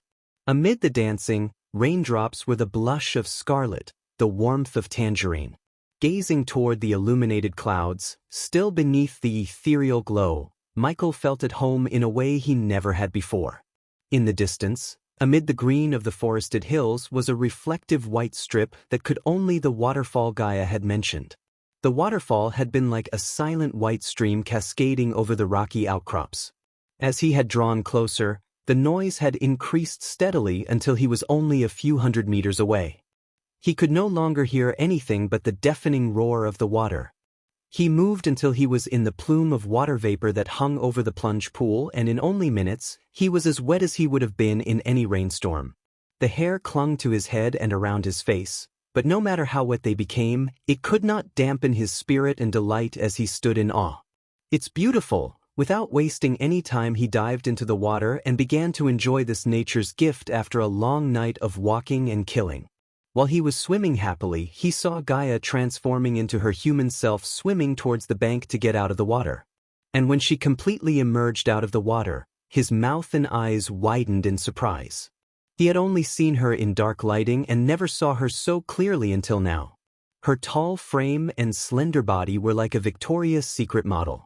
Her blue eyes, like the sea, were calm and emotionless. Although her hair was wet, he could see the beauty of her long, wavy raven black hair, so smooth and silky, almost as if it was tailored from some high-end black fabric. Even though he had seen countless models and actresses in his previous life who were devastatingly beautiful, Compared with the woman right in front of him, those models and actresses appeared to be less attractive and were no match for this woman's imposing beauty and grace. And when she shook the water from her hair and put it back, his heart skipped a beat as the facial features of this woman were like that of a beautiful painting. The rays of golden light glowed on the fair and smooth cheeks, and her face had a tinge of a matured and composed femininity. She also had a poised and dignified grace and arrogance to her which only someone of a high position with influence and power would have. "Why are you looking at me like that, human?" He was glad that his lower body was under the water as he swallowed a mouthful of saliva. Warning, the host is acting like a beta male, F***KU system. "Look at that girl, any man would drool if they saw a girl like her. Stop staring and give me those pills," she shouted and waved her hands as her wet white dress transformed into golden ones. She seemed to be purposefully flaunting her beauty by slowly correcting her dress and tying her hair into a ponytail. However, he understood that if she knew that he was thinking of her as hot and beautiful, she would be more arrogant and prideful, so he decided to tease her. "You shouldn't have left this water, it might have done something good to your face." "What did you say?"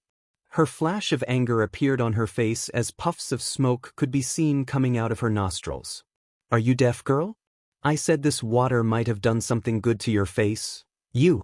The moment he repeated his words, her face reddened in anger as she started searching for a stone or a pebble to throw at him in anger while Michael prevented the system from doing anything rash to her for such a minor matter as this one. "What are you searching for, mud? To do a mud facial? I'm going to kill you, bastard." "Then you're on the right track. By showing your ugly face to me." He loved making her angry and continued to fan her anger as now she was on the verge of jumping into the water and biting him. Hearing him calling her ugly, she was so outraged that it wouldn't be surprising if smoke billowed from her nostrils and mouth. And finally she grabbed a fist-sized pebble from the ground and threw it at him. "I will stone you to death, you jerk." He laughed seeing her running around and collecting stones to throw at him like a child. While these two were playing on the surface of the water, a girl who looked graceful and beautiful was seated on the bottom of the water. Her surroundings were evidently sealed off and she was in a state of cultivation. The air around her naked body was filled with an air of power and emits a bone-chilling aura. As if detecting a sudden movement, the girl abruptly opened her eyes. "Who dares to come into this territory and disturb my cultivation?" The girl's brows furrowed as she dashed forward like a torpedo. While on the shore, Michael had bought 2 healing pills and gave it to Gaia as she swallowed the pills with an excited smile like a child eating candy. "All right, come to your usual place." He reached out his arm towards Gaia. "I'm too lazy to walk anyway." She quickly transformed herself into a small ball of light and merged into his arm as the black tattoo appeared again. And just when he was about to turn and leave, he sensed someone moving towards him at high speed. "Imminent danger." The system's warning message rang loud in his mind as he jumped out of its path. Boom! The tree behind exploded into pieces and the afterblast flung him away. "What the F***K just happened?" Gaia shouted as he slowly pulled himself from the ground and saw a girl staring at him with a sword in her hand. It was a 15 to 16-year-old young girl. She had arched eyebrows and a delicate oval face. Although she couldn't be compared to Gaia, she was indeed beautiful. In this world, according to a brass study, female cultivators were very beautiful because they cultivated purer bodies. However, at the moment, that young girl's eyes didn't make her look very friendly or amicable as they were filled with flames of anger. Seeing her cultivation level, he realized why the system warned him. She was a body-strengthening stage level 4 cultivator, and looking at the powerful aura she was radiating, he knew that he had no chance of defeating her, at least not at the moment. "Who is this bitch? Where did she come from?" "Oh shit," Gaia's tone indicated she has recognized this person. "Get the fuck out of here, human. This is bad. Was that a mistake?" He glanced at the destroyed tree beside him and asked the girl. Her expression hadn't changed though, and she still looked furious. Who didn't know this was her sacred cultivation place after all? Everyone in this kingdom knew that Rivertown Green Valley Waterfall was hers, but this pervert had willingly come intending to peek at her training and cultivating. And even though she was powerful and he had no chance of beating her now, he didn't fear her. How could he? back on the earth, the whole underworld shiver hearing his name. They even created a saying, "If Ghost knows your name, it's already too late." Yes, it was a mistake not to kill you in the first shot. I don't know who you are, but I think you got the wrong person. That bitch won't listen to you, human. Get out of here, Gaia urged him as he looked at the girl. Next time, know your target before attacking. He can't afford to lose face as he had a system called a badass system, for God's sake. Chapter 12. And where do you think you're going? He heard the girl's voice coming from behind as he was leaving. The girl said that with a cold and detached voice. Michael turned around and saw her sword vibrating in her hands. Where do you think? Said Michael, looking at her angrily. He didn't know her or has any idea why she's acting like a bitch. It seemed like a misunderstanding and nothing more. Also, he even started to leave the place after she tried to attack him. She didn't reply as she adopted a battle-ready position. She raised her sword and fired the sword, which made a whistling sound. The golden sword broke the air and thrust towards Michael. System, give me a defense spell. Michael quickly fired up the system and ordered it to purchase it for him rather than him meddling through the shop because the sword was just an inch away from him. The system would only momentarily slow down the time and it couldn't stop the time entirely, so if he took too much time browsing through the system, the sword could penetrate his head and kill him because while he was using the system, he wouldn't be able to move. Does the host wish to buy upgradable or non-upgradable spell? Are you trying to kill me? Just buy an upgradable 1-inch, he shouted at the system. Ding, the host has successfully acquired responsive energy shield for 1,000 badass points. His heart bled looking at the number of points he had to use because of this girl's temper tantrum and became extremely furious. Considering the power gap between the host and the enemy is too big, the system recommends the host to buy the lightning dash skill for 1,000 badass points. I don't know what is going to kill me first. Her or the outrageous price of yours. Does the host wish to buy the lightning dash? Yes, buy it quickly. Ding, the host has successfully acquired lightning dash for 1,000 badass points. He felt the mild pain in his brain as the system etched the working into his mind. At the moment, the sword was less than an inch away from his forehead, but suddenly the responsive shield activated and formed a mild blue color energy sphere around him. He closed the systems, and just when he did that, the sword and his energy shield collided. The backlash pushed him back a few meters away before he steadied himself. Bitch, bitch, bitch. Gaia was shouting in his mind in anger, looking at the girl. Do you want to kill me? His voice was filled with rage because if it had been his previous life, he would have been dead already. Yes, so what? The girl said as the sword flew right back into her hand. She didn't know what spell he used to escape her previous track, but it sure did annoy and fume her anger more. And this time when she closed her eyes, an illusory golden sword suddenly appeared above her. This huge holographic sword made a sensation of cold spread throughout his body. The holographic sword was like a guided missile, which meant it could detect if someone was alive and automatically aim at breathing people. Shit, she's using a morning star spell, Gaia cursed because she knew that it was one of the spells that commonly used by the inner and core disciples of the Morning Star sect. Bzium! The sword emitted a noise while it moved towards him, getting closer and closer. The energy shield appeared again, on which the golden arrow crashed, what looked like an explosion. However, this time, the shield could only slow down the arrow, but it was unable to stop it. The noise that came out of the explosion was scary and made Michael's heart skip a beat because it sounded like a nuclear bomb went off near him. The arrow was coming straight towards Michael's forehead. Do something, human. Selena Marshall, that was her name, and she stood out from her Morning Star sect's fellow disciples and was considered to be one of the best, to be an exceptional disciple. She had reached the body strengthening stage at the age of 15 and reached level 4 3 years after that. With her exceptional talent, cultivation level, and powerful spell, Michael's shield was obviously not enough to stop her arrow. He was flung into the tree due to the clash between his shield and the sword. As Selenia could control the arrow using her arch energy made the sword look alive, she made it turn around and continued her efforts to kill him. Lightning dash, he quickly activated the skill he had just learned, and suddenly, his body transformed into a bolt of lightning and dashed away from the girl. You will pay for this, bitch. His distant voice stupefied Selena, and she looked around the place only to see her arrow was lying on the ground damaged. He had already disappeared from the place at an amazing speed. The spell he used, ancient spell, whispered Selena. What the F***K did you do to that bitch?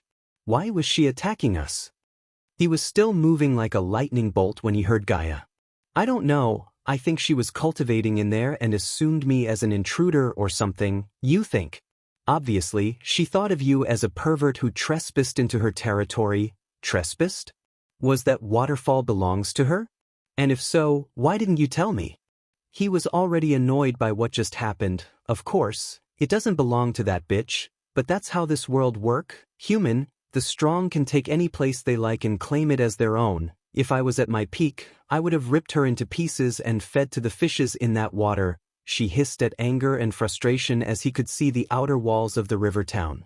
After running a long distance in a short amount of time, his muscles ached as he started to breathe rapidly. By the way, do you know her? He leaned on a tree and decided to take a moment to regain his energy. Why would I?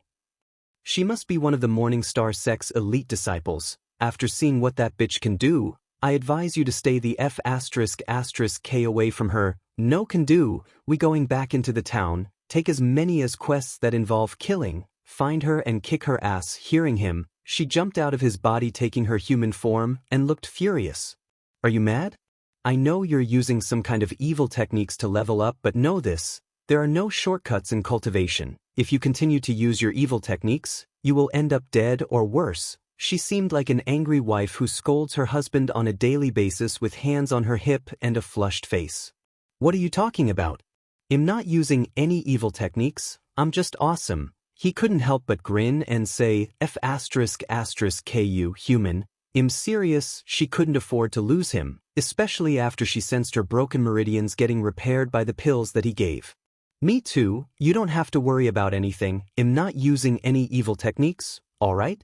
If you must know the truth, I'm a prodigy. I have a special body type called War God Body.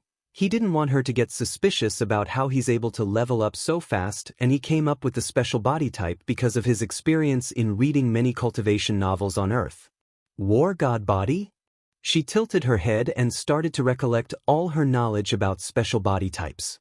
And even though she didn't have any idea about the body type of War God, she did learn that there are many mysterious body types that exist in this world that no one knew about, and besides, how could he break through so quickly without using any pills or potions? I let you in on a secret, don't tell anyone, okay? Looking at his earnest expression, she grinned. Alright, since you're being truthful to this princess as well as helping me, I can keep your secret. He knew she was thinking. He started to trust her and maybe use this secret to get more pills, except everything he had just told her was nothing but lies. Come on, come to daddy. He raised his hands like he was asking for a hug and winked at her as she rolled her eyes. Gross, human, I hope she kicks your ass again just for that mouth of yours. She disappeared and appeared again as a tattoo on his arm. Be careful in the town, human. You already pissed off one major bitch and might have pissed off another group by taking their quest. From now on, stay the F***K away from the Morningstar sect disciples until you at least reach the body refining stage level 6 or 7. Geez, do you hear yourself? F***K this F***K that. You're a princess for God's sake. Try to act like 1 inch. Sorry, big brother. You'll be more refined and ladylike from now on. I know I've not been always polite and respectful towards a senior like you. Please forgive me. She sounded so feminine and soft in his mind, unlike before, but he frowned. Are you going to forgive me, big brother? He knew she was acting, but it was a pleasant feeling in his mind to hear this sweet, gentle voice. Yes. Well, take your forgiveness and shove it far up your ass and take it out from your F***king mouth and shove it up to your ass again and repeat this until you F***king die. Now she's back. Chapter 13. The guards in front of the gate recognized him and let him in without asking any question, but they had a surprised look on their faces. Looking at their faces, he walked towards them with a smile and retrieved 10 silver coins from his pocket. You guys are working hard. Here, take this and have a good day. He grabbed the guard's hand and placed the coins in his hand as the guard was dumbstruck. Don't spend it in one place. Thank you, young master. The guard stuttered and his eyes sparkled with respect and joy. See you guys later. Michael waved at the guards as the other guard quickly opened the gate for him. Why did you give our coins to those idiots? Gaia sounded irritated as he couldn't help but chuckle. Since when did it become our coins? He emphasized the word our as she answered, Don't be an ungrateful bastard, human, we're in this together, aren't we? You change your colors faster than a freaking chameleon, girl. Unlike yesterday, many shops including smithies and bakeries were open and more people were walking on the streets. I did that because it's always better to have contacts in various places. Having valuable contacts is as much as important as having money. You bribed them, I like it. Gaia approved with a small giggle since she too bribed many people in Nagaland to get what she wanted, but the royal family of Nagaland opposed her methods, calling it immoral. Consider it as a small gift. Tell that to the dumb F*** curs in the Nagaland. While talking with Gaia, he reached the guild building as the groups of adventurers kept staring at him. What are you looking at? You maggot. You said it yourself. They can't hear you, just ignore them. Please save my mum. I'll pay you. Please, adventurers. And just when he opened the front door, he saw a little girl crying in the middle of the hall. The little girl's face was pale as her clothes were torn and dirty. Leave this place, peasant. You can't afford our services. What if they destroyed your village? You ants should have paid them. A youth wearing fancy armor was shouting at the girl while the other adventurers looked at the scene like they were watching a cinema with popcorn. Please, I can pay you. The little girl showed the youth a small silver pendant as everyone who saw the pendant started to laugh at her. But soon the youth's face turned serious. I don't want to get my hands dirty by throwing you out. So go. The little girl was shivering in fear, feeling the powerful aura he was radiating, but she shook her head. No, you have to help me. Mum said you all are heroes who help us. Lightning dash. Just when the youth lifted his leg to kick the little girl, Michael dashed forward like a lightning bolt and grabbed his leg. The girl squealed, seeing him suddenly appear before him. Get out of my face before I kill you. How heartless could they be? She was only a 6 or 7 years girl begging for their help, but these people were laughing at her misery. Even if they didn't like to help, the least they could do was not making things worse. Michael pushed the youth as he stumbled back and fell on the table behind him. Looking at the little girl, he slowly wiped out the tears on her face and let out a gentle smile. I'll help you, show me the way. He didn't take the pendant but put the pendant back on her chest. How dare, Z? When the youth stood up with a clenched jaw, Michael pointed his hand at the youth and shot bolts of lightning at the youth. Ding! Congrats to the host for killing a body refining stage, level 6 cultivator. The reward is 4,500 experience points as well as 300 badass points. The scene dumbfounded the adventurers and the guild staff as their faces were full of shock. Just one move was able to do this? They saw a huge burned hole in his chest and there was still smoke coming out of his dead body. He had dispatched a body refining stage, level 6 cultivator in a single move, and he was only a foundation stage level 9 cultivator. How was this possible? Michael already closed the little girl's eyes with his one hand and looked at the others to see if anyone dared to step forward to avenge the youth. The remaining members of the youth's group were shocked as well as their mouths opened wide in fear. The way they looked at him took a tremendous change. Their arrogant facial expressions gave way to that of fear as though they were looking at a strange beast. The girl who he met before was shaken as well. She gawked at Michael. His eyes were opened extremely wide. Let's go, little girl. He took the girl's hand and walked out of the guild as little cracks of lightning still danced around his fingers. Where's your village, little girl? He lifted the girl up and asked as the girl pointed her fingers at the east. It's far east from here, adventurer. Me lord, there's a tall watchtower in our village. Hold me tight. He held the little girl tight against his chest and dashed towards the east, turning his body into a bolt of lightning. After a minute or two of running, he noticed black smoke on the horizon as well as a burning tower that seemed like the watchtower the girl mentioned. His face became serious when he got closer, and when he stopped running, what welcomed him was a burning village and burned corpses. No! The little girl screamed and tried her hard to jump out of his hands. The entire village burned in a sea of red, yellow, and orange. Michael watched as the flames ripped their way through the buildings before him. Tendrils of smoke were reaching desperately into the sky as if trying to escape the blazing inferno below. What happened here? Gaia's voice was grave and serious as he rushed towards the village to find any survivors while the girl kept screaming for her mother. Once a charming peaceful village now turned into nothing but ashes and debris. The smell of burning corpses even overwhelmed his nose as he held the little girl's head against his chest without letting her see all of this gore. Some of the bodies had deep cuts while the others looked like they exploded as he kept walking in the hope of finding a survivor. Someone's alive. Suddenly he sensed a life sign near him in a burning house. Gaia, come out, he ordered Gaia as she emerged out of his body and closed his nose and mouth due to the stench. Hold her. He quickly gave the little girl to Gaia and dashed into the burning house. Hey! She shouted, but he already went inside the burning home. Our home. Dada. The girl tried to wiggle out of Gaia's hold, but she didn't let the girl. This is your home, tiny human? Inside the house, the responsive shield had already activated and shielded him from the flames, but he could feel the scorching heat. Cough, cough. The smoke started to fill his lungs when he reached a small room where he sensed the survivor. Except through the smoke and debris, he couldn't find someone. But when he stepped forward to remove the wreckage, a creaking sound appeared from the ground.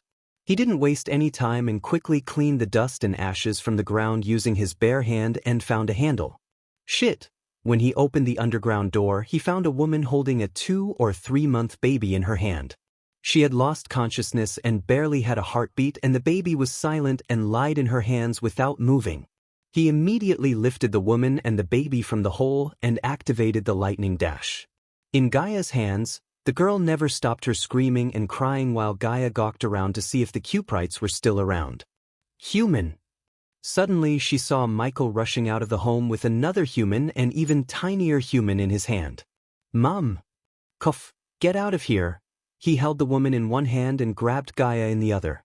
Lightning dash. Chapter 14, Mum wake up, Rumi wake up. Ahoo! The girl was shaking their bodies and crying. System, give me the healing potion. He quickly ordered the system after doing CPR on both the woman and the baby, but he couldn't restart their stopped hearts. Just after he ordered the system, a small vial of blue liquid appeared in his hand. Move! He pushed the little girl and opened the baby's tiny mouth. Human, what are you doing? As far as Gaia was concerned, their hearts stopped beating and they were long dead. But at first, he was pumping their chests and now he was pouring some liquid into the baby's mouth. She couldn't guess why he was doing this. However, her eyes went wide when she saw the color returning to the baby's body as the tiny human moved its legs. He was in no mood to rejoice. He needed to save this little girl's mother or they would turn into orphans like him. Without thinking about the preciousness of the healing potion, he poured every last drop of it into the woman's mouth and waited for her to wake up. Cough. After a few seconds, the woman suddenly opened her eyes and coughed a lot of blood. Mom. Cindy. The girl jumped right into her mother's arms as the woman showered the little girl with kisses. You. The baby also began to cry and announced its presence to the mother. Rumi. Gaia and Michael stood silent on the sidelines waiting for the three of them to finish crying. Ding. Congratulations to the host for saving the people in need. The reward is 300 badass points and the Windblast skill. The system's voice appeared in his mind, but before he could check out the Windblast skill, the woman shouted. The children! Suddenly the woman's eyes widened as she cried out loud, Young Master Rion. The children, she was pointing in the opposite direction of the village, to be exact the River Cider. What? There are survivors. Yes, young master, please save them. Hey system, do I get rewards for saving people too? It depends on the people or person who need help. Host, what do you mean by that? It means the system won't reward you if you get manipulated to help or the person who asks help was using the host. In such situation, if the host does help that person, the system will not reward the host but take away some points as a penalty. Roger that system. He was not planning to help everyone in this world like some kind of Samaritan, but when he saw that little girl crying for help, he couldn't stand there and do nothing. It was a basic act of humanity, and although he was not entirely a good person, he was not that cruel not to do anything when a little girl like her asking to save her mother. The cabin, please, youngster. The woman stuttered and kept pointing in the same direction as before. Stay with them, he said and dashed towards the river, leaving Gaia with the mother and daughters. Does he think I'm his servant? She was a princess and she was supposed to order this human around, yet she had to put up with him so she could get the pills from him to repair her meridians. After reaching the river and running on the shore for a few minutes, he finally picked up a trail, and looking at the amount of blood, he hoped it didn't belong to the kids. The blood trail led him into the woods, and at last, after following the trail for some time, he saw a wooden cabin surrounded in the distance. As he got closer, he sighed in relief, sensing the life signs inside the cabin. Knock, knock. He knocked on the door because after hearing the murmuring voices of little children. The demons, they came for us. What do we do? Ho-ho, the children were sobbing and held each other tightly in fear. Kids, don't be afraid. I'm here to save you. Open the door. Hey Rian, are you inside? He couldn't open the door and realized that the door was manned from the inside. Brother Rian, wake up. Wake up. Michael knew he must have died and sighed. He felt he could easily destroy the wooden door using his new skill, Wind Blast, but there was a chance that the debris could hurt the kids inside. Thinking of an alternative way to enter the cabin, he looked up and fired his grappling hook to the branch near the cabin roof. Thud! The children inside shivered hearing the thud sound on the roof, and some grown-up kids picked up some stones and sticks lying on the ground to protect their brothers and sisters. Hey kids, I'm coming in, he announced his presence as he entered the cabin by breaking through the roof. The moment he landed on the cabin, he was welcomed by stones to the face, but the shield protected him from these brave kids. If it was on the normal days, he would have laughed off at the kids or pinched their cheeks as punishment, but now he couldn't help but feel sadder for them because from now on, the world would call them orphans. He knew that pain of being called an orphan. He would have had a different life if he had parents like many kids. Even the body transmigrated into was just like him. Looking at the little kids, he noticed many kids wetting themselves in fear. Don't be afraid, Cindy's mother sent me. Hearing the name Cindy, a relieved expression appeared on their little faces. She's alive. One of the boys who was holding a long stick as a weapon asked him. Yes, Rumi, the baby too. Now go and wait outside. He'll bring you to them. The kids still looked unconvinced. If I wanted to hurt you, I would have done by now. The kids looked at each other and finally, under the leadership of the boy, the kids walked out of the cabin. Is he going to be all right? Michael heard the voice of a little girl from behind when he walked towards Rian, who was lying on the floor holding his wound on his gut. Rian was surely a teenager who barely had any chest hair on him. Michael crouched before him and closed his eyes. You did good, kid. Even though Michael was in the body of a teenager like him, he reached the age of 29 on the earth, so he called him a kid. Rian's face was covered in blood, and behind that blood, he knew that Rian must have been a handsome youth who had a sling life to live, but he lost his life by saving these kids. Sunrise Sect. On his torn robes, he noticed a badge on his chest, and wiping off the blood from it, he read, Rest in peace, kid. They will suffer for this, and this will be my payment. He clutched the badge and said as he lifted Rian's body to bury him properly. His body was not in the condition for him to take it to his sect and bury there. He's dead, isn't he? When Michael stepped out of the cabin with Rian's body in his arms, the boy silently asked him. Yes, now follow me. The children silently followed him. They didn't speak or utter any words. Brother. No. Young master. The boy left the group and came to him while he was leading the group to the village. I'm not a young master, kid. You can call me brother. Simply the word young master felt awkward when it came out of this boy's mouth, so Michael told him to call him brother. Oh, the boy nodded. Brother, what about the other kids in the village? Did you save them too?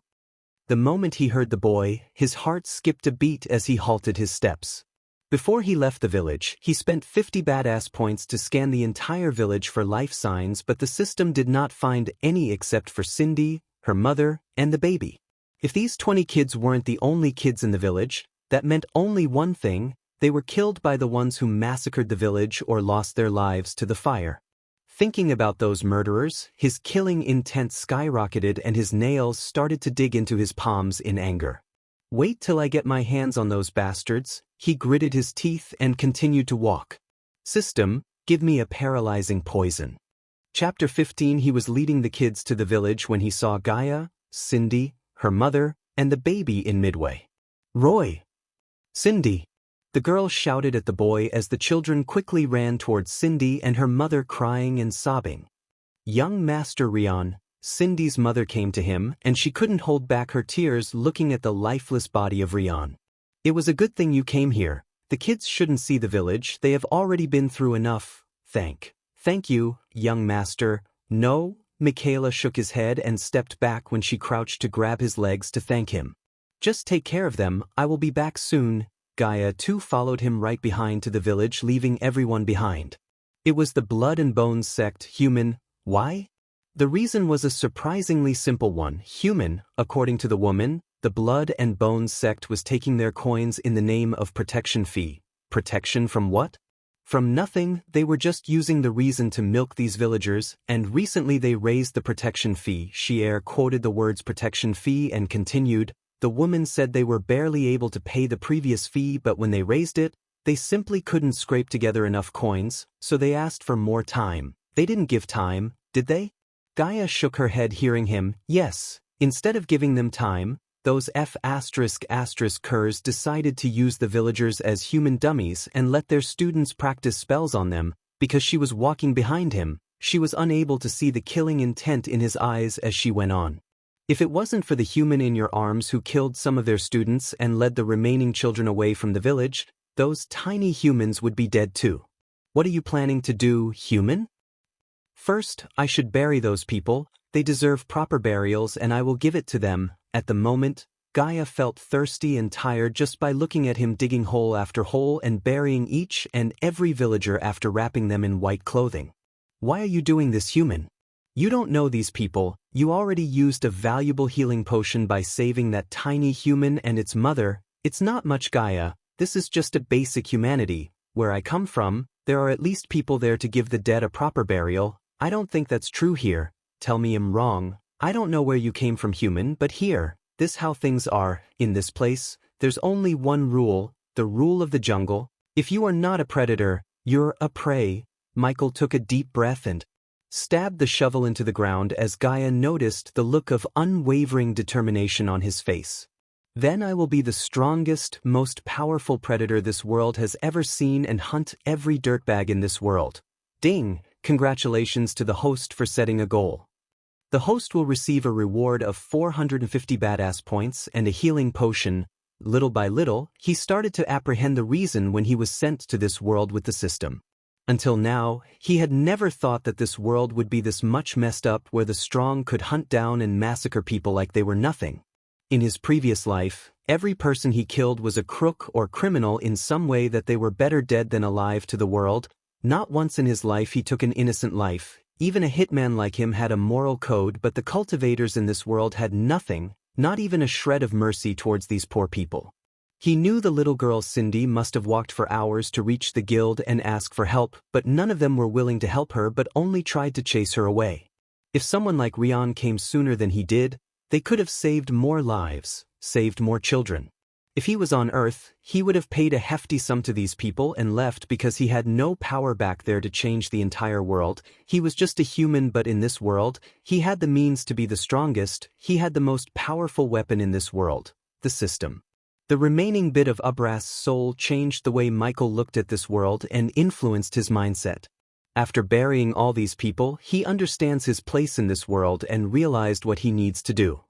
I'm going to do what I do best. Kill people. Host, Michael Cultivation level, Foundation stage, level 9 experience points, 24500/25,000 badass points, 2,000 current skills, Lightning Dash, level 1 Ignitia, level 1 Wind Blast, level 2 passive abilities, Environment Scanning, level 1 Responsive Energy Shield, level 1 Occupation, Adventure Status. Healthy goals, be the strongest predator in this world. Subordinates, Gaia, Loyalty level 10%, Notable skills, above average in marksmanship, proficient in close combat. System, how many points to upgrade the energy shield?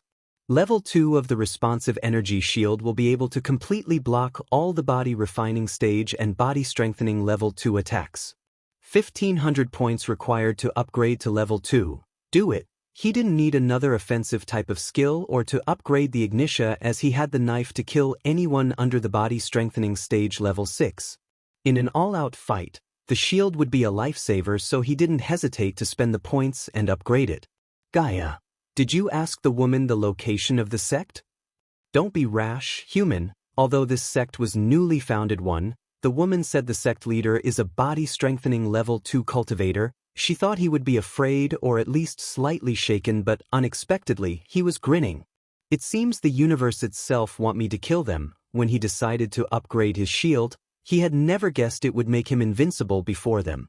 With his shield, even their strongest, the sect master himself wouldn't be able to stop him from exterminating them. Gaia, his grin disappeared and replaced by a stern look. From this moment, on my path, I will kill a whole lot of people and make many enemies, probably powerful ones. So if you want, you can leave. He was 99% sure that she wouldn't leave, but he wanted to warn her, and if she chose to leave, he would let her. What the F***K are you talking about? Without my cultivation, Nagas would eventually find and kill me, or worse, she sighed and continued, but with you, at least I have a chance to repair my cultivation and kill that bitch. So, this princess will stay with you. Good choice. Stick with me and I will not only heal you, but I will also help you take your revenge. Deal. He reached his hand out as Gaia shook his hand with an ear-to-ear grin on her face. After burying the final body, he cleaned the sweat and stench off his body by bathing in the well and dried his clothes and body by creating hot air around him using the arch energy. Let's go. He took Gaia and went on his way to meet the children and the woman on the outskirts of the village. Young master, young miss, when the woman saw him and Gaia, she came running. Most of the children were sleeping while the baby in her arms seemed tired of crying in hunger. Is there any place you can take kids and settle down? No. Young master, the woman shook her head as tears started to flow out from her eyes, thinking about their future without her husband to provide for them. System, do you have grocery items and utensils to cook? The host should know by now that if the host has badass points, the system can provide the host anything. All right. The woman was startled looking at the vegetables, bags of rice, and utensils appearing out of nowhere before them. Don't refuse. Take this and start cooking. When I come back, I will help you find a new place to settle down. He wiped the tears off the woman's face as the woman nodded and let out a gentle smile. Young master, what do we call our savior? Gaia looked forward to hearing his name since he had never told her his name, and obviously Ghost was not his name. What that exists also doesn't exist. You can call me Ghost. Ding! Congratulations to the host for successfully being a badass. The reward is 50 badass points and a teleportation scroll. Chapter 16. Sister Clara, do we have to invite this sinister sect to the ceremony?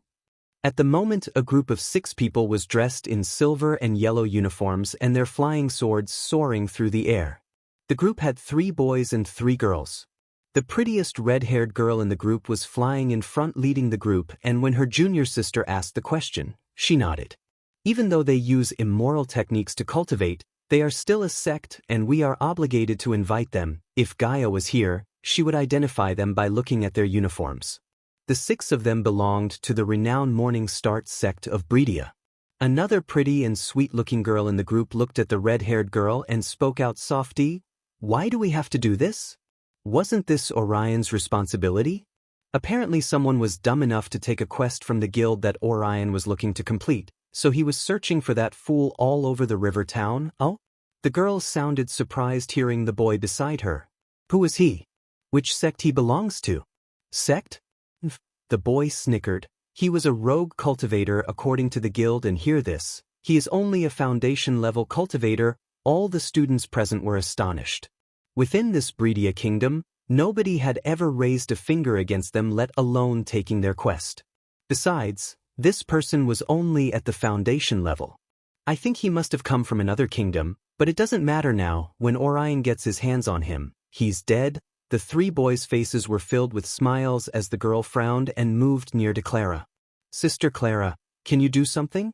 He was obviously made a mistake by taking Orion's quest. Clara glared back at the girl and shrugged. With his puny cultivation level, he shouldn't even go to the guild yet. Not only he did go there but also took the quest without Orion's permission. It seems he has more arrogant than Orion, so we should let him learn his lesson. But Sister Clara, if he wasn't from Breedia, You'll tell Orion to leave him alive after he finishes punishing him, okay? Why are you trying to defend that fool? The girl showed the boys a wry smile and sighed.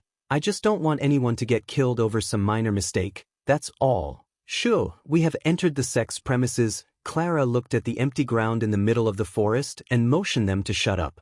The minute Clara and the group landed, more than 10 shadows emerged out of the thick forest and greeted them.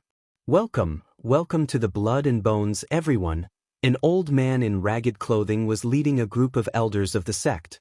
Their hair was disheveled as their bodies reeked of alcohol, and at one glance, they looked nothing more than drunk beggars. The two girls behind Clara tried their hardest not to twitch their noses due to the stink as the boys stared at them with an awkward expression. Sect Master Ralphie, we are here to give you the invitation to the annual Bright Light Ceremony. Clara took out a gold tablet from her space ring and handed it over to the old man. The old man took the tablet from her hand before wriggling his nose and taking a deep breath. His face exuded a look of pleasure. Clara felt extremely disgusted looking at the lust in their eyes but kept her calm demeanor. After a few breaths, he licked his lips and looked at the elders, speaking in a deep voice, "Go to the next village nearby and get our protection fee. We can't attend the ceremony without gifts in our hands." The two old men behind him trembled and hurriedly replied, "Of course, Sect Master Ralphie. Well, gather some disciples and collect the fee before the dawn." Seeing the elders turn to leave the place after giving them a weird look, the girls stomached their disgust and waited for Clara to get the heck out of here. Good. Having said that, the old man laughed, but when the elders were about to leave, the girls and boys saw a person wearing full black robes stepping out of the forest and entering the empty ground. Looking at the direction the disciples were staring, the old man turned around to see a youth walking towards them. He asked the Morning Star sect disciples, "Do you know him?" The disciples shook their heads cluelessly as Clara's brows furrowed when she saw the youth's cultivation level. The old man's expression turned cold as he smiled at the youth, killing intent radiated out from his eyes. He then waved a hand and instructed the elders, casting his glance at the youth in front of them. In a few seconds, Clara and the group saw 10 disciples of the Blood and Bone sect who wore blood-red robes appear on the empty ground and surround the black-robed youth. Ralphie directed his glance towards the youth and laughed coldly. "You have some guts to trespass into the Blood and Bone sect. Brat, do you have a death wish or something? Why are you here?" "I'm here to send all of you to hell." Master Song puckered his eyebrows as the elders opened their mouths in shock. At the same time, the group of Clara had curious and suspicious expressions on their faces as well. One of the girls asked quietly, "Sister Clara, who is he? Where did he come from?" The few of them looked at each other before shaking their heads. "I've no idea, but he seems to be mad, walking here with his foundation-level cultivation." The few of them were thrown into a hushed discussion as they occasionally glanced at the black-robed youth, each with their own thoughts formed of him. "Since you're so adamant in dying, let me grant your wish?" A muscle mountain blocked Michael's way with a wicked smile. His biceps were bulging out holding a 6 feet heavy golden axe. Shit human, he must be eating entire boars and buffaloes for breakfast. Compared to the muscle mountain before him, he looked like a little lamb. Pulch, but suddenly the bulky man's eyes widened as he dropped his big axe on the ground. A few seconds after, he too dropped on his knee and the students around him saw a black knife sticking out of his heart as blood was oozing out of the wound. When he retrieved the knife, he kicked the axe as the huge axe landed in his hand. Ding! Congrats to the host for killing a body refining stage, level 6 cultivator. The reward is 4,500 experience points as well as 200 badass points. Indeed, for a moment, all of them were astonished as Clara's group froze in their places. They watched on with gaping mouths as Michael transformed himself into a bolt of lightning and charged straight at the group of Blood and Bone sect disciples who were surrounding him fearlessly. Pulch, pulch, pulch, they couldn't see Michael's body and the only thing they could was the lightning bolt in the middle of the group. Every time the bolt of lightning came near a disciple, hot blood splashed onto the ground. In a few seconds, they witnessed Michael stop his steps as the disciples' hole were surrounding him a moment ago was now laying on a puddle of their own blood. The 6 of them from the Morning Star sect were dumbfounded as their faces were full of shock. Just in a mere moment he was able to do this? They Moving, the pretty girl behind Clara pointed at the disciples and said as everyone looked closer at the disciples. All of their legs were cut or chopped off in a most horrible way. The broken bones were sticking out of their legs and made the girls nauseated. Bastard! Ralphie's anger erupted within him like a volcano as his scream echoed through the forest and chased away all the birds resting in there. In that instant, even without needing Ralphie to shout at them, the Blood and Bone sect disciples rushed towards Michael with faces of evident rage. Chop them off, human. With his blood-dripping axe on the shoulder, Michael stood there with an evil smile and waved at them to attack him together. Ding!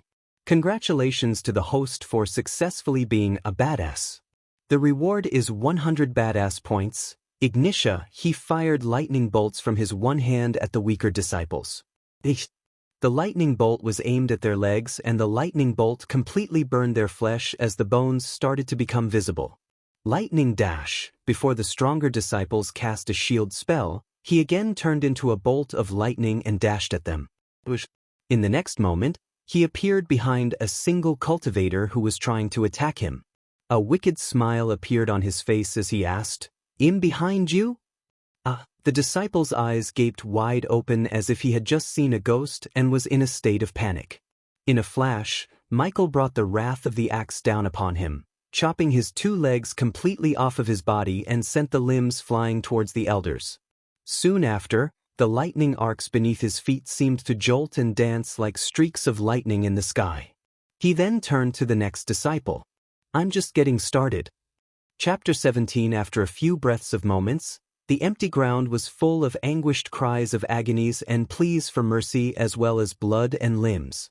With a pair of bloodshot eyes, Michael's heart was filled with rage and killing intent. The more he chopped off their legs, the angrier he got as he released all of his pent-up rage burying those little children on these disciples. He completely ignored their pleas for mercy and threats. He knew that these were animals roaming on this planet and all deserved to die. He knew that he had to make them feel what the villagers and the little children felt before they died. At the same time, his mind was filled with continuous sounds and alerts made by the system. "I will kill you, bastard." Ralphie couldn't hold his anger anymore by looking at all his crippled students lying in their own pool of blood. The elders were quite shocked seeing his weird spells and techniques, but they knew if they didn't move now, Ralphie would kill them. "Bring it on." He laughed loudly as he held onto the axe and charged towards the elders who had looks of fear and surprise etched across their faces. Looking at his speed, they halted their movement in shock and didn't move an inch. At the very last moment, the elders regained their senses and started conjuring different spells in a bid to defend themselves but were still scared stiff. Regardless of whatever spells or skills they cast, they couldn't reach him through his shield. After their fruitless attempts to kill him were made apparent, they stared at the golden blade of the axe as they felt immense pain. At the next moment, their bodies dropped on the ground and a couple of blooded legs were lying before them. How could their puny spell damage him? He spent 2,500 badass points on the shield, and among the body refining stage cultivators, he was invincible. Clara's group was wide-eyed, completely astonished, and somewhat started to become afraid of him. "He's too strong and fast." The elders didn't even have the chance to cast a defense spell on them, one of the boys whispered to his friend. "He's too strong. He must been concealing his cultivation level from everyone else. Did you see that he went from foundation level to body refining stage, just like that? He must be using some sort of concealing spell to hide his true cultivation level and playing mind games with them. Could he be a body strengthening cultivator? Based on his powers, he has to be." He was chopping the legs off the rest of the disciples while Ralphie seemed to hesitate to attack him. The system was repeatedly beeping in his mind, informing him of the rewards he had received. Cling at the very end, Michael slammed the axe down onto the ground and stood in the middle of the half-dead disciples and chopped legs. He then shouted out loudly at Ralphie, "Are you going to attack me or what?" Despite his anger, his instincts told him that this youth is extremely powerful and he had a bad feeling as he glared at him and asked, "Who are you?" "You don't have the right to know my name." He smiled but his eyes were full of killing intent towards Ralphie. "Why the F***K did you do this?" Ralphie pointed at the disciples and the elders who were crawling on the ground and asked furiously. Rosewood Village, he only said 2 words but his tone was deep and serious. Isn't that the name of the small village nearby? The girl behind Clara frowned, and hearing the girl's voice, Ralphie also remembered the village. What of it? Clara and her group craned their necks and waited for his answer, but instead of speaking, he laughed like an evil maniac. After a few seconds, he stopped laughing and glared at Ralphie. What of it? What of it, huh? You used the villagers, the little kids, as dummies to practice your spells, and then you burned the whole village to the ground. For what? A couple of 100 coins. Ralphie clenched his fists as several veins bulged up on his forearm. He maintained an ashen face as he laughed out angrily. Good, very good, you did that because of those worthless ants. Ever since the day the Blood and Bone sect has been established, until now, none has raised a finger against us.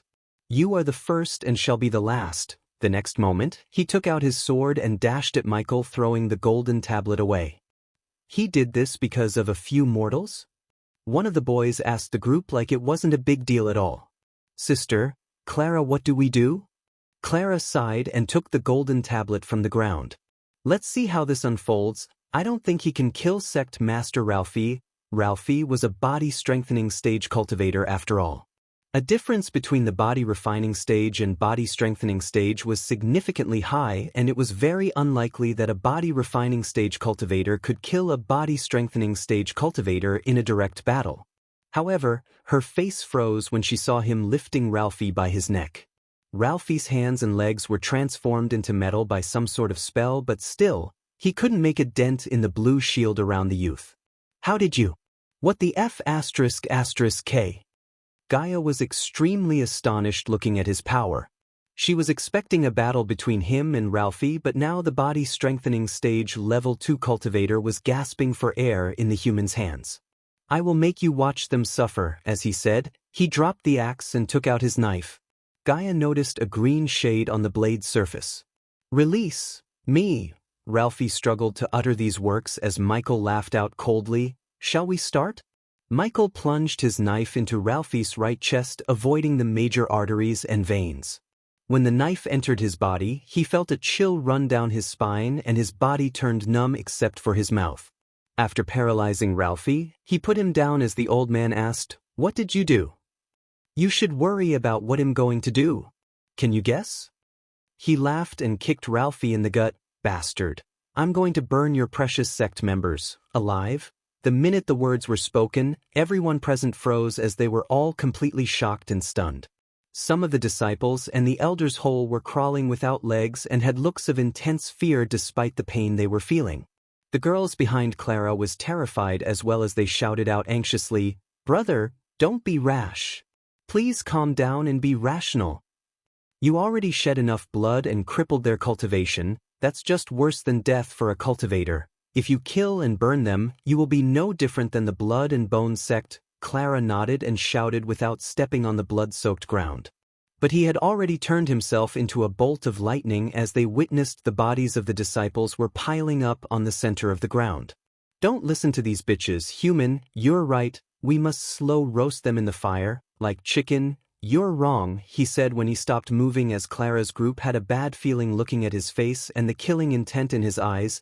"I'm worse than them." Red color can appeared in his hand. The girls twitched their noses, smelling the strong stench when he started to pour the liquid on the growling bodies of the elders and the disciples. "No!" The minute Ralphie screamed out in terror, the lightning bolt from Michael's hand hit the pile. The group was so terrified that the two girls screamed out in horror. Their expressions were aghast, disbelieving of whatever they were looking at. The dark red flames were burning as high as a full-grown tree while they could feel the heat coming from the flames. Even Clara, who participated in many battles as well as the boys, were horrified. It took them a long time to regain their initial composure. Ding! Congratulations to the host for successfully being a badass. The reward is 200 badass points. Ding! Congrats to the host for killing a body-refining stage, level 6 cultivator. The reward is 4,500 experience points as well as 200 badass points. Ding! Congrats to the host for killing a body-refining stage, level 7 cultivator. The reward is 5,000 experience points as well as 200 badass points. Ding! Congrats to the host for killing a body refining stage, level 8 cultivator. The reward is 6,000 experience points as well as 200 badass points. Ding! Congrats to the host for killing a body refining stage, level 10 cultivator. The reward is 7,000 experience points as well as 200 badass points. Several beeps of the system kept ringing in his mind as his gaze was now landed on the main culprit, Ralphie. Chapter 18, I will kill you. I will kill you, bastard. Ralphie's eyes turned blood red as he screamed at Michael. Human, what are you planning to do with him? He didn't answer Gaia but walked towards Ralphie with a wicked smile on his face. He'll make an example out of you. Shut up, Michael punched Ralphie using his full strength as his 2 front teeth flew out of his mouth. What is he going to do? The girls stuttered and watched him wrapping Ralphie's body in with white clothing like a mummy. Aren't we going to roast him in this fire, human? No. Hey, look, that young master is coming. What is he dragging? The 2 guards at the city wall noticed Michael and came out of their little tent and waved at Michael. Hey guys, Michael waved back at him and deeply exhaled, guys, give me some water. The pair of guards were awe-stricken and stupefied hearing him. You don't have some? We do, but young master. The 2 guards had a perplexed look on their face. We are just commoners and you're a noble, one of the guards slowly said as Michael shook his head, F***K that, aren't we all just human? Go bring me the water, I'm thirsty, go. He chased one guard and looked at the other, and you, come help me with this. They couldn't talk back to him but the guards were astonished. While the guard went to bring water, the other guards stepped forward to help him. Were you hunting in the woods, young master? His clothes were full of bloodstains and the thing inside the white cloth seemed like his game. Sort of. The guard saw a long pole appear before him while the other guard brought him the water in a leather flask. Gulk, taking the flask, he started to gulp the water to quench his thirst as the 2 guards mistook Ralphie for an animal and kept poking him. What kind of animal is this? It's almost looking like a human? Young master, what is this? Is this a divine beast? Divine beasts were animals that had the talent to cultivate and they were very different from normal beasts. It's worse, it's the headmaster of the Blood and Bone sect. The 2 guards looked at one another, aghast. Their eyes were filled with shock and they were left speechless for a long time.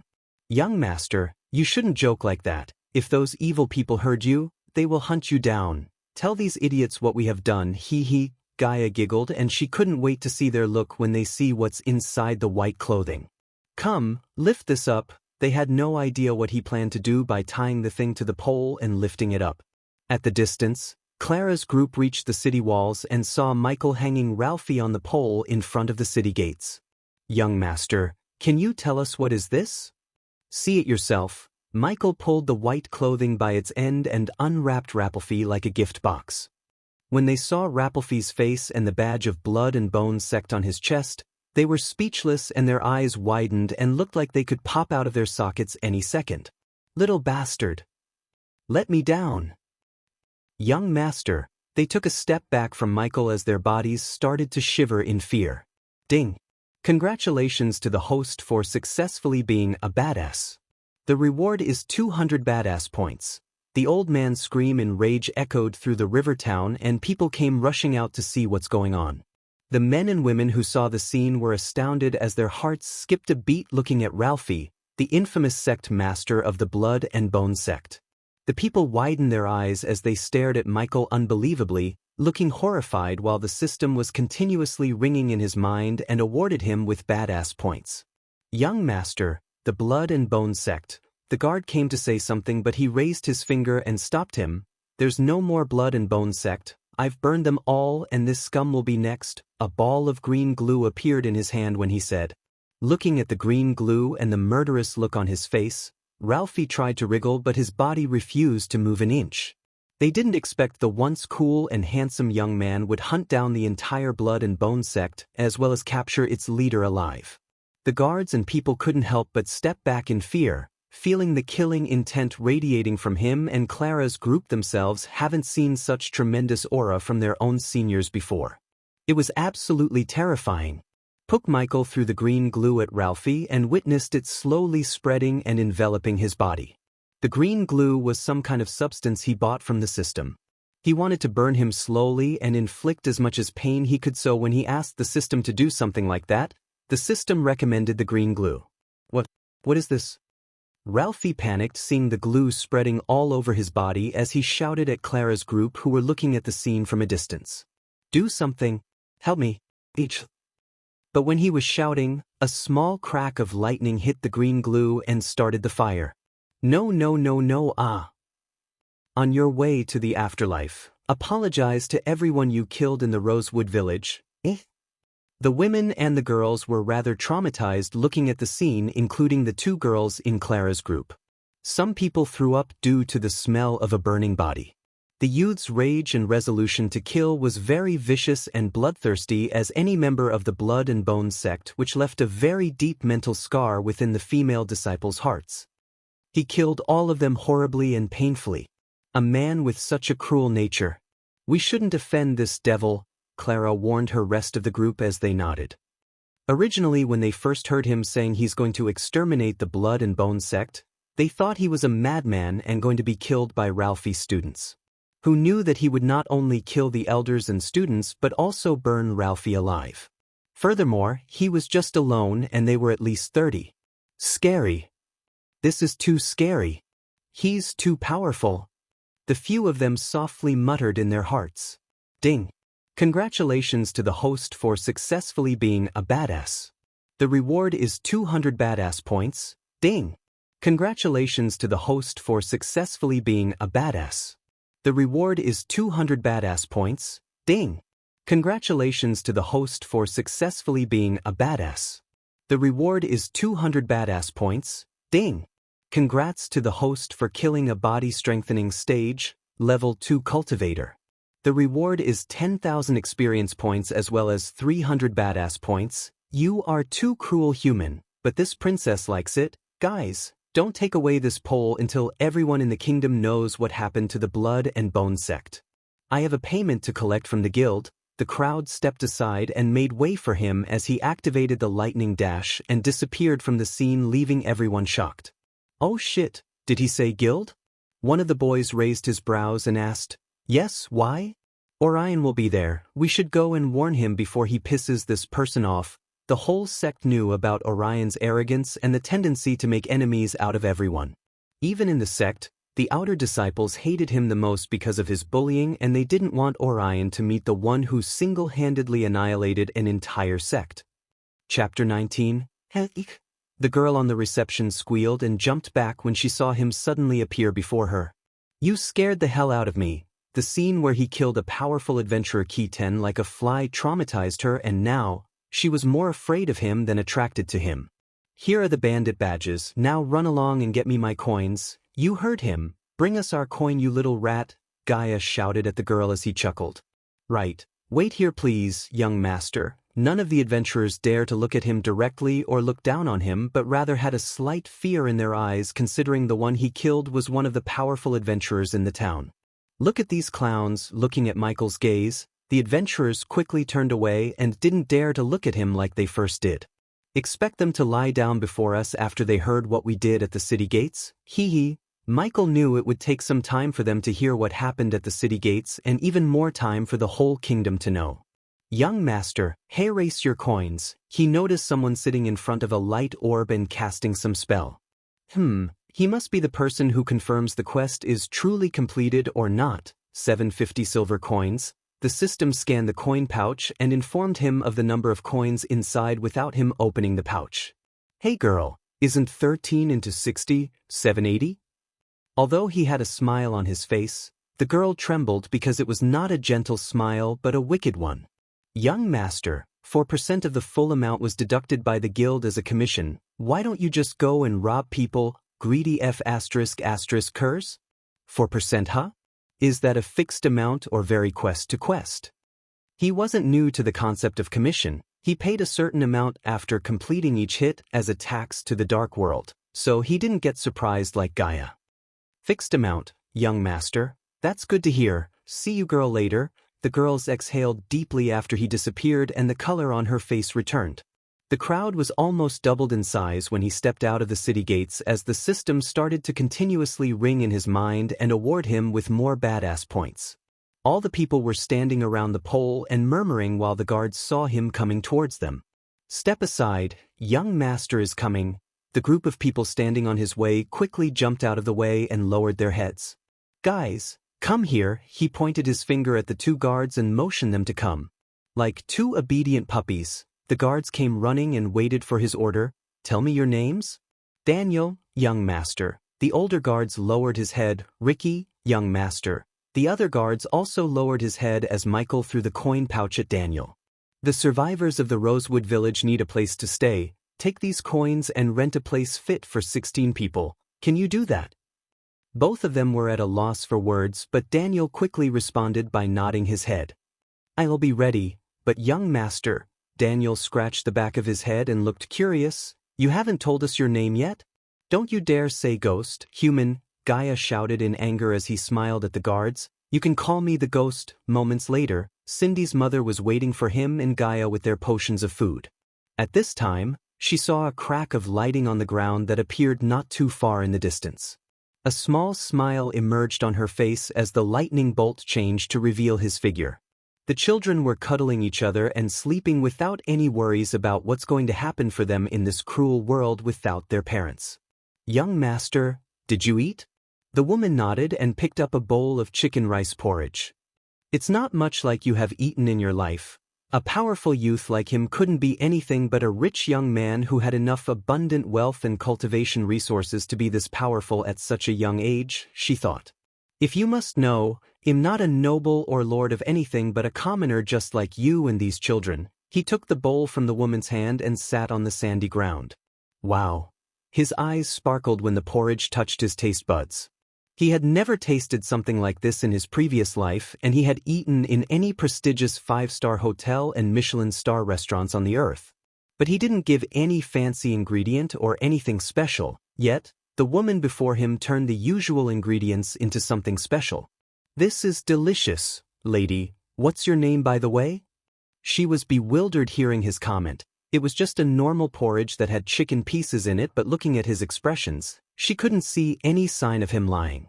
"I'm Raylene Agner, young master." She lowered her head in respect while Gaia jumped out of his body and completely shook Raylene. Her eyes widened as she became speechless seeing her suddenly appear out of his body. "You want this prank? Just shut up and eat it," he interrupted her before she could finish her sentence and insult Raylene. "How?" Growl. She raised his finger angrily, but soon her face turned red in embarrassment because of the sounds her stomach was making breathing the aroma of the food. "It's not," growl. She clenched her stomach tightly and tried to silence the sound coming from her stomach, but she ultimately failed. "Here, don't embarrass yourself further." He took another bowl and handed it over to Gaia. She was already hungry when he chucked all the food in the inn, but her princess pride prevented her from asking for food. It has been almost a week since she ate something, and smelling something delicious as this, she couldn't hold her craving anymore. Taking the bowl in her hands, she gawked around and stood still like a confused child. "Are you expecting a throne, princess? Sit your ass down here." His shout made Gaia's knees go soft as she sat on the sand with him. As she moved the spoon near her mouth, the fantastic smell of porridge wafted into her nose. Suddenly her appetite became out of control. She opened her mouth and took a bite, and the next moment, her eyes widened in disbelief. The delicious taste, including the scorching aroma of the chicken and the sweet and sour tang of the rice, tickled her taste buds instantly. "My gosh, this is too delicious." A simple porridge like this, which was so ordinary in appearance, had become so attractive to her. However, the system notified Michael that the ingredients it gave were extremely high quality and everything was filled with pure arch energy molecules that made this porridge so much tastier. How else a simple porridge like this could be this delicious? "Gaia, how is the food?" he asked her at that moment. However, she had no time to answer the question as she devoured the porridge quickly. It seemed as if she was still longing for more. "It is so good?" he asked her with a grin, but he didn't wait for her answer as he turned to look at Raylene.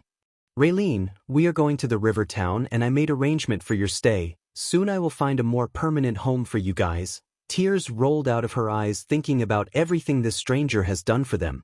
Her tears, however, disappeared when a gentle wind blew on her face. You shed enough tears for one day. Even though it will be hard, try to forget about everything that happened.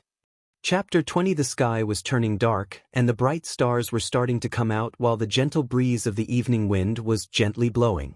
Look over there, the young master is coming. Who are those children behind him?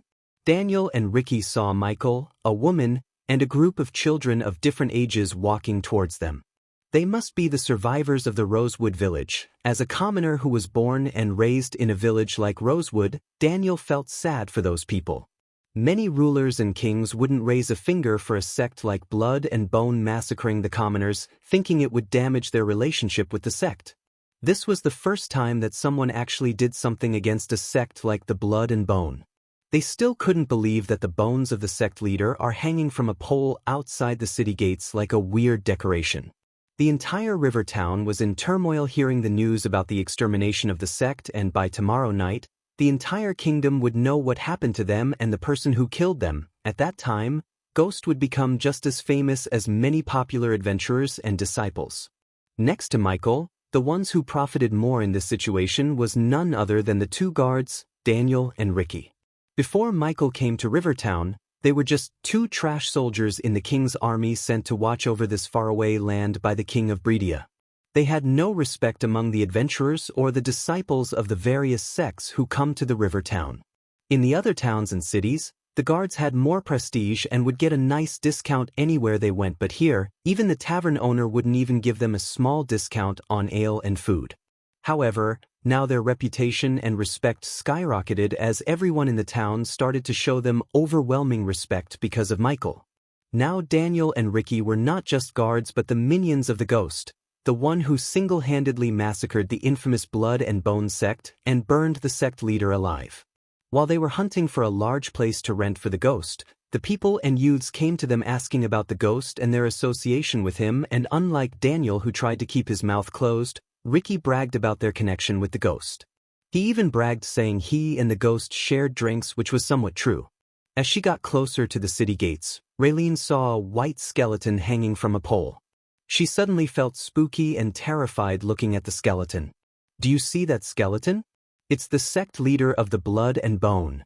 In that instant, Raylene completely fell into a daze. Every single word was punctuated clearly within her ears.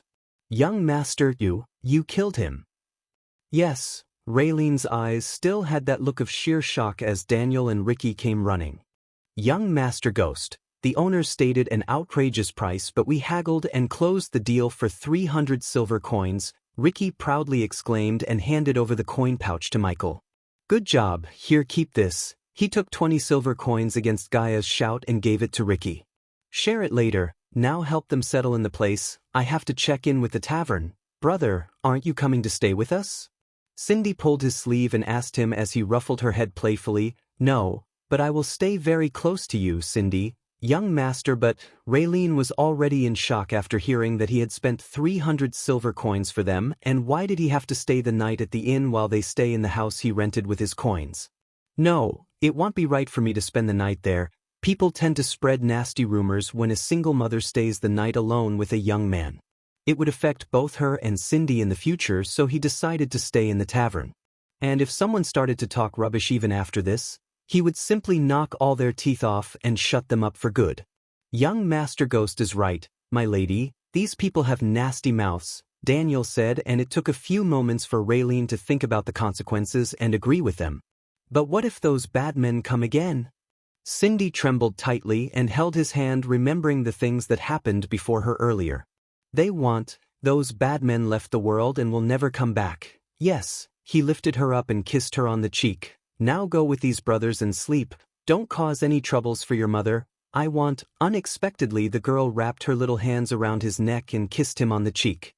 His heart was warm like never before, and he had no idea that his new side was also somewhat influenced by Upras' soul fragments in his own soul. He kissed her forehead and smiled while the guards were surprised seeing his change of moods. At this moment, he seemed extremely felt and approachable youth, but a few hours ago, he looked like the devil reincarnate with the overwhelming killing intent. Is he bad or good? The same question was going on inside Gaia's mind too, and until now, she couldn't find what kind of human he is. Take them there. He passed the little girl to Daniel as he took the girl into his arms with a warm smile on his face. He walked with them until he reached the tavern, and then he sent them with Danielle and Ricky. You are an orphan, aren't you human? Just when the children and the guards disappeared from his sight, Gaia asked him as he froze. Don't try to deny it, human. I see the way you look at them, human. It's the look of someone who grew up without parents. Well, you do have some brain, princess. I'm surprised. Thanks. Wait. What? How dare you? She screamed in anger, but it was good fun for him to make her angry while she was shouting at him. He entered the tavern, and the moment the people inside saw him, the place became dead silent as even a pin-dropping sound could be heard. Since the tavern was near the city gates, every one of them had seen what he did to Ralphie, and they were terrified of him. Young Master Ghost, the waitress who had a wide smile on her face the other day, now was shivering and trying to let out a fake smile. Relax, guys. I only kill those who piss me off. Are you guys trying to piss me off by being silent? We are in a tavern, for God's sake. No, young master. The waitress quickly shook her head while the patrons in the tavern returned to their usual self little by little. Although the tavern was not as loud as before, still it was better than the dead silent. A group of 3 adventurers was occupying the table he sat before, but seeing him coming towards them, they quickly stood up and left the table. That's right, bitches, run. Chapter 21. The waitress welcomed them attentively. She accompanied to his table in the corner of the room. The way she looked at him now was a look filled with fear. This youth was really terrifying. Young Master Ghost, what would you like to order? Give me the green salad and hot water with lime. Considering he had already eaten and not very hungry, he ordered the salad on the menu before going to sleep. Keep the balance. The waitress was startled when he paid for his meals, even after becoming super scary and famous. Normally powerful cultivators and adventurers not only wouldn't pay but might demand coins using their power. The ghost's reputation in Rivertown after what he did outside was more than enough to make them cough out their today's earnings, but surprisingly he paid for his meals and even gave her considerable tips. Pissed, the bartender gave her a quick glance and shook his head, telling her not to charge him. Young master, it's on the house. Wonderful. Gaia became happy hearing the waitress, but Michael shook his head. These people were not rich and their lives depended on the earnings of this tavern. How could he use his power and reputation for the sake of saving a couple of coins? Wouldn't this stain his reputation? No, I'm a customer in this tavern, just like everyone here, and a customer must pay for what he bought. At the end of his words, he smiled at the waitress to loosen up her mood and placed the coins on her palms. Now go and bring me the order. The waitress couldn't help but smile back and run back to bring his meals as the adventurers gawked at him amazed. He's really paying for his meals? Is he the same person who roasted Ralphie alive on the stake? He looks so friendly now. What the F***K human? They should be paying US for not wrecking them. While the adventurers were staring at him, Gaia screamed in frustration inside his mind. I don't know what kind of princess you were, but I don't like to be indebted, and besides, what would happen to my reputation if I did not even pay for my meals? It's a privilege of being powerful, human. What's the use of cultivation if we pay the commoners? It's not a privilege, it's disgusting. I'm slowly getting why they chased your snaky ass away. Shut up, you don't know nothing. If you think I'm evil, just wait until see the bitch sitting on the Nagaland throne. While Gaia and he were divulged in this conversation, the waitress brought him the salad and the hot water. Hey, race your green salad and hot water with lime, young Master Ghost. Thank you. Oh? No need, young master. He seemed like a completely different person now. She was among the people there when he burned Ralphie alive, and then he was radiating an immense killing intent and looked terrifying. The more they spent time with him in the same room, the more they realized that he was only cruel to his enemies, but for others, he seemed warm and friendlier. Miss, do you know where the Sunrise sect is? He stopped the waitress when she was about to go to the other table and asked. Young Master Ghost must be new to Breedia since you don't know the Sunrise sect, but young master, if you're looking to join a sect, There are more fitting sects for you. Hearing this, Michael furrowed his brows. I just want to return something that belongs to them. Oh? How could a powerful youth like him join a declined sect like the Sunrise sect? The waitress thought. Young Master Ghost, to go to the Sunrise sect, you have to walk down the main road for 2 hours and you will see a small mountain by the river, then you'll see the Sunrise sect. Alright, then I'll go there tomorrow, young Master Ghost. When he was about to eat, the waitress stopped him. Young Master Ghost, none of them will be at their sect tomorrow. Tomorrow is the bright light ceremony. They'll all be at the Heaven's Gate. Hey Gaia, what is this bright light ceremony? At this moment, he was lying in his bed while Gaia was sitting by the window. Considering the customers waiting for the waitress, he didn't keep talking and take her time. That's just a silly event that humans come to take part in the Heaven's Gate and prove their power. Why is that? So they can easily get accepted into their favorite sect if they perform well, that is. The moonlight coming through the window reflected on her face and revealed an angered look on her face. What is this Heaven's Gate? Her expression piqued his curiosity and he was glad that this troublemaker isn't traveling in person with him.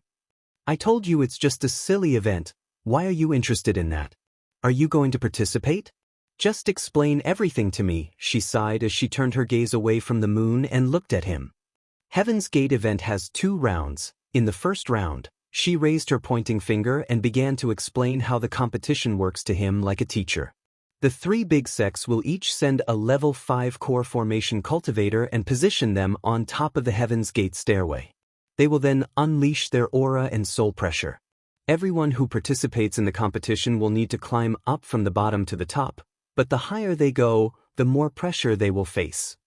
Finally, the first 24 disciples to reach the top will be chosen to participate in the second round of the competition. I assume there are the requirements to participate, she nodded hearing his question. There are 2 actually. One must be under 30 years old and not more than a level 10 body refining stage cultivator. This means that I meet the requirements to participate in the competition. Don't be rash, human, even though the competition is meant as an entry shot to young humans. The disciples of the sects will also participate to show their power and earn the resources given by the king of Bredia. He was still not sure to participate in this competition, but the more he heard Gaia, it seemed like a good place to be a badass and earn more points before going to seclusion for a few days. The system notified him that he has enough experience points to reach level 4 of the body refining stage. Yet, the system required 3 days to upgrade his level and strengthen his body, and during the 3 days, he wouldn't be able to access the system and any disturbances would cause him to fail the breakthrough as well as lose all the experience points. How big of a loss that would be. That was why he didn't dare to attempt to break through in this place. Continue. Where was I? The second stage. The second round is the most entertaining and what most people will look forwards to. The first 24 disciples who reach the higher number of steps will fight one-on-one in 12 stages. Didn't you say the first 24 disciples to reach the top? Where does this higher number of steps come from? Her expression turned more gloomy. No one has ever reached the top, human. That's why they take the disciples who climbed more steps rather than waiting for them to reach the top. Makes sense. Now tell me how they arrange the fights? They will give 24 cards. On top of them there will be a number from 1 to 12. You will choose one randomly and participants who get the same number will be fighting against each other on the stage. The prizes for the winners vary each time, so we'll only know about that tomorrow. He kept running his finger through his beardless smooth face and pondered about whether he should take part or not. Hey system, how many badass points do I have? 11,000 points. Alright system, recommend me a way to beat this competition? I don't care about the second stage since I have my sweet shield. My concern is the first stage, loading. He was waiting for the system to recommend him rather than searching through the shop because although the system would always try to take away his badass points, it would also recommend him some overpowered skills for situations like this. The responsive shield and the lightning dash skill was an example of this. After a few seconds of waiting, a golden sheet appeared before him. Name, Energy Devourer class, legendary function. The host will be able to turn the energy pressures into experience points upgradable. Yes, price. 9,000 badass points. Looking at the amount next to the price, he deeply sighed as his heart ached to spend that many points on a single skill. Hold on to it, I'll buy the skill if I need it.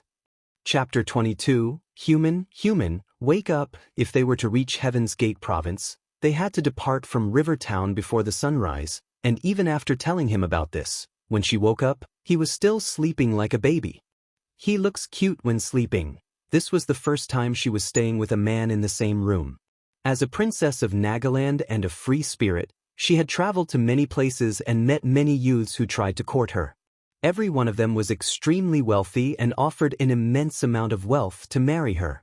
Her single glance would be enough to raise their heartbeats and drool, but only this human on the bed had never lusted for her except he called her ugly. Weirdly, it was a nice change to her. Since her birth no one ever dared to disrespect her and would shower her with fake compliments due to her status as a princess. She was sick of it, and this human had never done anything like that. Even after knowing she was a princess, he never cared about that and continued to scold her and ridicule her. I should kick his ass, literally, hee. She let out an evil grin and raised her leg aiming at his butt. What the? Michael suddenly woke up feeling the sudden kick on his butt and saw Gaia standing before him with a huge grin on her face. Did you kick my ass?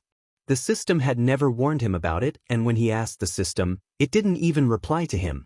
I told you I will kick your ass if you don't wake up. She looked so hot and beautiful right now as it made his mind go blank for a moment.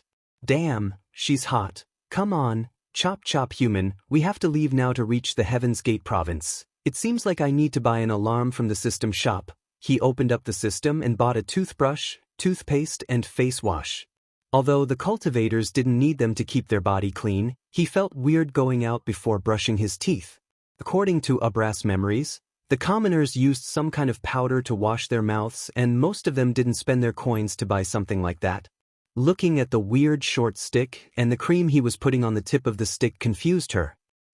She jumped back when she saw him putting the stick with the paste into his mouth. The white foam inside his mouth disgusted her.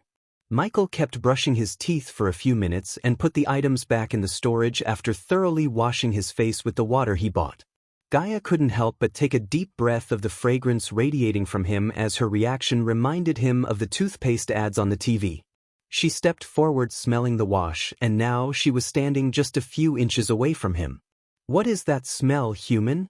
But the moment she opened her mouth, he took a step back despite her beauty.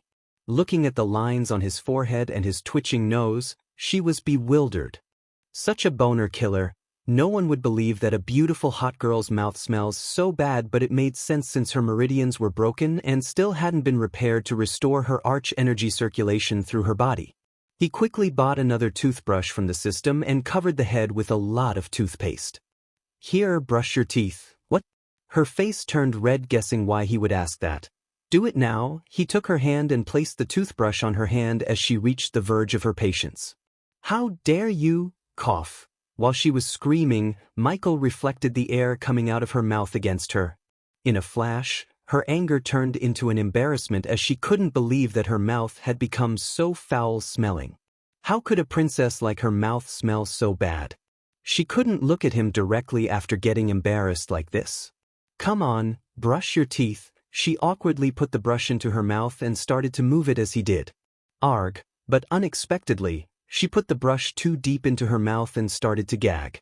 Geez, you're like a baby. Give me that. He kindly grabbed her soft face and took the brush from her hand. Look carefully, I won't do this again. Now open your mouth. Like brushing the teeth of a baby, he moved his hand in a rhythm and brushed her teeth without hitting her soft palate. Don't swallow it. He feared that since the paste had a sweet taste, she would swallow it thinking it as edible. After thoroughly brushing her teeth and cleaning her mouth with salt water, he made her wash her face, and then he put everything back in his system storage. Now say something, thank you? She moved her head back a few inches, seeing him lean closer to her. Good, now it's better, but you must keep brushing your teeth 2 times a day, or I'll kick your ass. She meekly nodded since she couldn't talk back arrogantly in this situation. The morning sunlight filled the sky, pure scattered light as its hue ambitiously illuminating each crevice of the land. Sparrows chirped an explicit background melody while he was on his way to Heaven's Gate province. Heaven's province was a big city in the Breedia kingdom.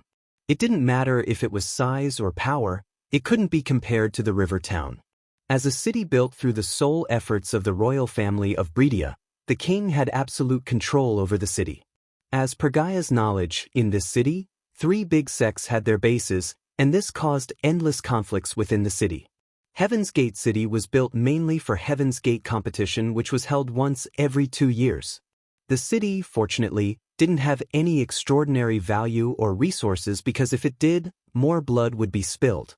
Michael and Gaia traveled for more than 4 hours from the river town before finally arriving at Heaven's Gate City. From the outside, the city itself portrayed a magnificent structure and an aristocratic atmosphere so dense that even the capitals of some countries on Earth couldn't compare with it, not to mention the small cities and the river town. Unlike the city wall in the river town, Heaven's Gate City Wall was over 40 meters tall and it wouldn't be possible for anyone under core strengthening cultivator to jump over it. When he finally arrived at the city gate, he found the city filled with people coming towards the city from all directions. Every 2 years, Heaven's Gate competition attracted countless warriors and people from various kingdoms and cities of this continent. Everyone here wanted to witness the presence of the 3 big sects' genius disciples. Since the king was busy with many internal and external troubles of Bredia, he rarely made an appearance and today wouldn't be an exception. Those who came here were mostly rich people with high power and authority. One of the reasons why they came here was to witness the presence of these geniuses. Secondly, they were hoping for a chance to get in contact with the big sections. Thirdly, they could recruit some new talents for their house and increase their overall strength. There were also many fans of certain disciples who had arrived here to show their support. Many youngsters of various powerful and influential families also came from many different places in the kingdom to get admitted into the sects by showing their talent by competing in the competition. This caused their families to show their presence here as well. There were 2 reasons why the families would come. The first was to show their support, while the other was to show off. Being selected as a disciple of one of the big sects was an honor, and being able to participate in Heaven's Gate competition was an even bigger honor. Wow! So many people in one place, Michael exclaimed when he stopped using the lightning dash. This silly competition is a big deal for humans. Of course, it will attract many people. Gaia said, "The competition will start in a few hours. We arrive just in time. I can't wait to see the battles. This is my first time coming here, so I can't miss out on anything. Come, let's go. Let's rush to the city square ASAP. We can't afford to miss the show." Chapter 23 discussions regarding the competition were everywhere. Even though the city was big, it was unable to provide lodgings for so many people at once. Therefore, all of the traveler inns, taverns, and restaurants were fully booked many days ago as they all had a sign showing full outside. Luckily, he didn't need to stay the night and had the lightning dash skill to rush back to Rivertown when he finishes his business here. A lot of people rushed to City Square in order to find a good spot for the upcoming show. "Human, follow them. The more we wait, the more humans fill these streets." Hearing Gaia, he followed behind the crowd and eventually arrived at City Square. This square is really too big. It covers more than a dozen square miles. Michael was really surprised. This was the biggest square he had ever seen, as it was more than 10 to 15 miles in circumference. This square made the Earth's biggest football stadium look like a small tennis court.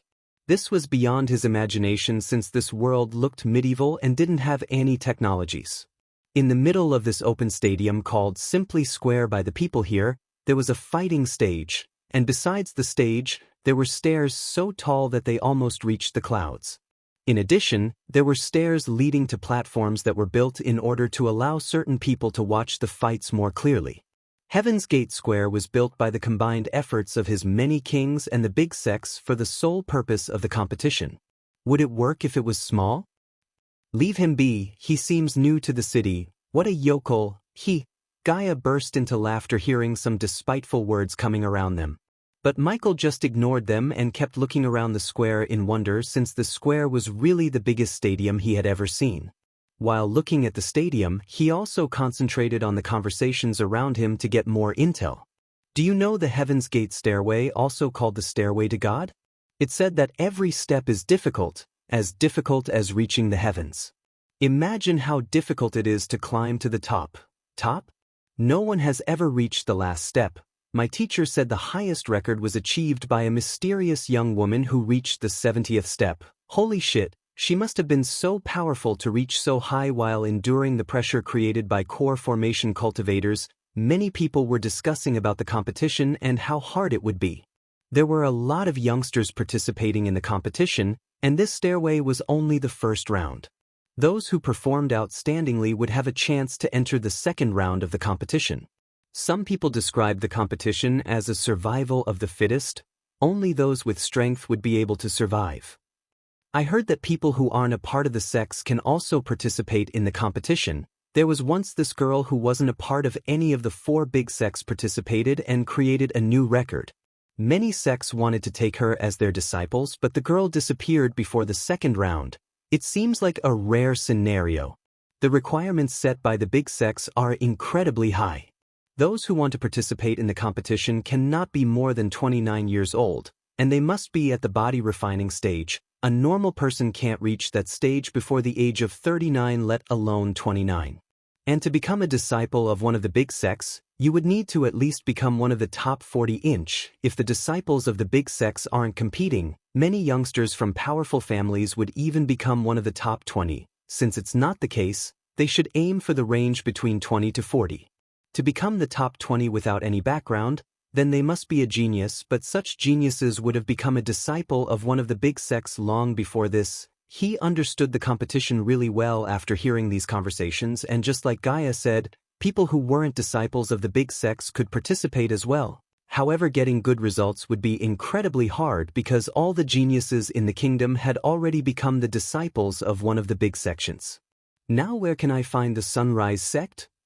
They should be near the stage on the other side of the square. Human, go before the competition starts. Sect leader Claire, we searched all over the river town but we couldn't find Rion anywhere but what, Elder Mark?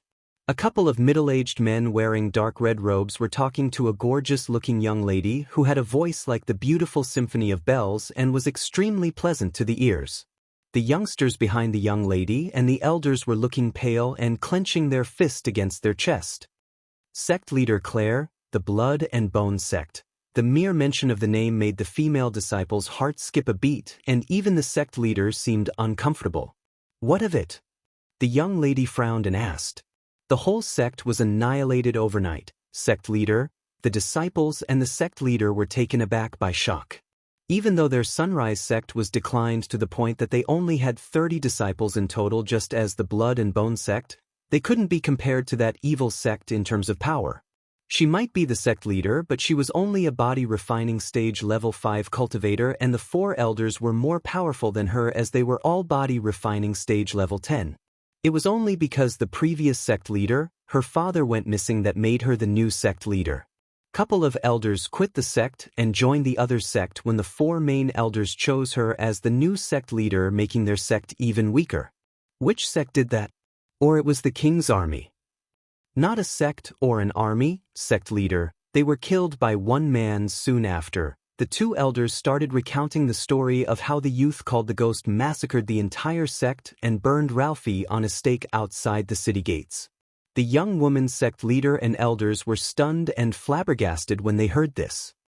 The pair of other elders and the sect leader was astonished by this story. They had never heard anything as incredulous as this in their entire lives. It can't be how a young man in the body refining stage level 1 could kill Ralphie, a body strengthening stage cultivator? One of the 2 elders asked. I have the same doubt, Elder Sandra, but the whole river town saw him burning Ralphie alive. Incredible it sounded. It couldn't help with their current situation at all. Without Rion, their core disciple, they had no hope of getting into the top 40 and getting the much-needed resources. The entire sect's survival was depending on the resources given by the king. If Rion did not participate and get into the top 40, they wouldn't get anything and it'd be the end of their sect. If we don't find Rion, our sect will also become like the Blood and Bone, dead. Hearing Elder Sandra, Claire felt like she was going to faint on the spot. Her father trusted her with the sect, and how could she let the sect die on her watch? It seems this is the end of our sect. Elder Sandra's voice broke as tears were flowing out of her eyes. A few decades ago, the Sunrise sect flourished beyond words, and their reputation was even spread across the kingdoms nearby Bredia. Talented youngsters would line up before their sect hoping to get admitted into their sect, and powerful cultivators would try to get a job as a teacher in their sect. During their golden age, they had more than 10,000 disciples, 300 teachers, and 50 elders. But now they were reduced to 30 disciples and 4 teachers who were also the elders of the sect. Elder Sandra practically grew up in the sect since she was a baby with her mother who was an elder. She loved the sect just as much as Claire, so her heart ached to see the sect in its last leg. Elder Sandra. Thinking about this, Elder Sandra felt dizzy and stumbled back as Elder Mark quickly grabbed her hand before she hit the ground. Elder Sandra. Claire shouted, looking at Elder Sandra, who was lying in Elder Mark's hands without consciousness. "Give me some water."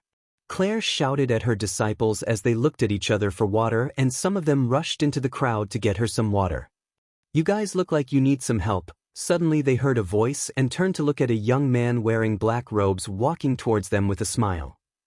Chapter 24. The disciples looked dumbstruck and looked at the young man walking towards them. Even in a desperate situation like this, the female disciples couldn't help but stare and swallow, mouths full of saliva, looking at the handsome young man before them. He had a perfect facial structure and a body frame, and simply, he was too cute and too hot at the same time. Here, the young man held a water bottle out and waited for them to take it. "Who are you, young man?" the elder beside Elder Mark asked him doubtfully. He was wearing neither a badge of a sect nor a uniform. Elders can ask the questions later, but now take this and help her. Claire knew he's right as she grabbed the bottle to sprinkle the water on Elder Sandra's face. The elders and the disciples looked suspiciously at him while he just kept his cool smile on his face. Even though the young lady before him looked gorgeous and resembled Jennifer Lawrence, her beauty didn't shock him as Gaia's beauty. When the water droplets hit her face, Elder Sandra slowly opened her eyes. "Elder Sandra." The tears flowing out of Claire landed on Elder Sandra's face with the water from the bottle. "Sect leader Claire." He could barely hear these words coming out of the woman's mouth and wondered what just happened. "Did Rion come?" "He will, Elder Sandra, he will." He didn't know why they were looking for Rion, but only he knew that Rion will not come as they expect. He buried him yesterday. "I raised you, Sect leader Claire. I can tell when you're lying. Without Rion participating, we won't be getting the resources, Sect leader Claire. You know what would happen if we don't get that resources? Human, I think they are expecting the dead human to participate in the competition representing their sect." Looking at the saddened and hopeless faces, he decided not to be the bearer of the bad news but help them for Rion, a kind soul who died defending those children. Boom, boom, boom, boom. Before he could speak any words, the sound of beating war drums reverberated the square, and the previously noisy square immediately became silent. He guessed the beating of the war drums signified the start of the competition. The war drums sounded out from all 4 directions of the square. Each beat started out loud, but would gradually fade, shaking everyone on the spot. The war drums had been passed down from many generations and remained as a symbol of battle. At the battlegrounds, warriors who heard the war drums would immediately feel their blood start boiling. At all 4 sides of Heaven's Gate Square, there was a long and wide passage. On top of each passage, a few giant golden holographic words appeared. Above the East Passage was the famous Morning Star sect, while above the West Passage was Golden Valley sect. The words over the South Passage were Silver Moon School, and lastly above the North Passage had only one word written in plain text: Others. The first 3 were the designated passages for the 3 big sections. Even though the square was crowded with people, no one dared to get close to the sections. After all, no one wanted to do anything that could disrespect those big sects, as they all knew that although this competition was started as a recruitment ceremony for the youngsters, it was now turned into a competition between the big sections. "Look, the disciples of the 3 big sects are about to arrive," one of the girls behind Claire whispered. Following the beating of the war drums, some figures started emerging from the 3 passages designated for the sections. They were walking towards the center of the square with proud and arrogant expressions. Most people respected these disciples, while others envied them deeply. Michael noticed that some even had their eyes pointing towards the skies, expressing unparalleled pride and arrogance like he had never seen before. The respectful and envious looks of these common people were like a drug to them that made them high. Every single disciple who walked out from the 3 passages was at the body refining stage, and even the weakest of them were level 6. He thought he would see youngsters with his level of cultivation for the 4th passage, but even there, most of them were body refining stage level 5, and only a couple of them seemed to be his level. On the east side, where the Morning Star sect was, all of the disciples were wearing golden robes, and on their chests had an embroidered star symbol. This was the symbol of the Morning Star sect. The Golden Valley sect disciples wore matching plain yellow robes with a long sword decorated on their chest. As for the Silver Moon Pavilion, the majority of them were girls. These girls were wearing a variety of colorful, patterned dresses. All of them looked so sexy and hot, like actresses and models in Michael's eyes. Why is everyone in this world so hot and sexy? Their tight dresses were perfectly complementing their gorgeous features and their curves, which caused the men's testosterone levels soar through in their blood as soon as they saw these girls. Damn, those chicks from the Silver Moon are really sexy. If you have the talent, then you could just join the Valley of Happiness, then you would be able to sleep with them every single day. Fool. The Silver Moon focuses on seducing cultivation, and it is considered an unethical method. They'll turn your lust into a type of energy and use it to cultivate. The more you lust after them, the more they use you while you just slowly keep dying, or worse. Leeches. Gaia scowled, looking at those female disciples. The girls from the Silver Moon instantly attracted all eyes. Amongst the 3 big sects in the kingdom, they had the least disciples, but their combined strength was not to be underrated, especially their seduction skills, which were unparalleled.